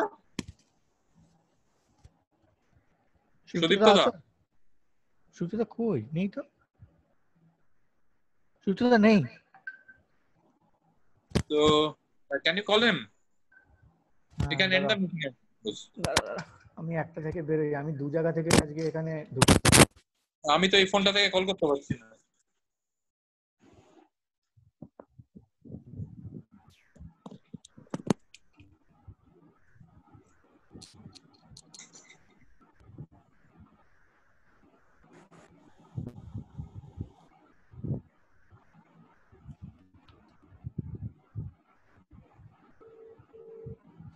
We have only 14 participants. I think it's almost done. Almost done. আমি phone করছি, বলে দিচ্ছি।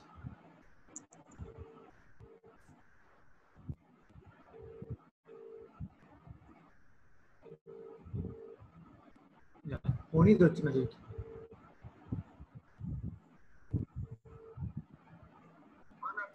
দাদা room বন্ধ করে দাও, room বন্ধ করে দাও। আর আমরা এখানে মানে আমি কল্লোলদা বাদ দিয়ে 11 জন 10 জন আছি, আর বন্ধ করে দাও। হ্যাঁ, আর তো কেউ কিছু চ্যাটে লিখছে না, কমপ্লিট আশা করি। আমি লিখে দিলাম চ্যাটে ক্লোজিং দ্য রুম। হ্যাঁ, একবার দাঁড়া, এক মিনিট দাঁড়াও কল্লোলদা, একবার লিখে দাও তো, ক্লোজিং দ্য মিটিং রুম। হ্যাঁ দাঁড়াও একটু দাঁড়াও, শুধু তো দাঁড়াও, দেখে নি কেউ রেসপন্ড করছে কিনা, তারপরে বন্ধ করে দেব। এক সেকেন্ড। 5:37 হচ্ছে, অনেকক্ষণই হয়ে গেছে। আমার এটা 6:30 অবধি করা আছে। ওকে, না এখানে কেউ রেসপন্ড করছে না, বন্ধ করে দাও। বন্ধ করে দাও তাহলে, ঠিক আছে। শুধু খোলা রেখে কোনো লাভ নেই। বন্ধ করে দিলাম। হ্যাঁ একদম। ওকে, হ্যাঁ অফ করে দাও।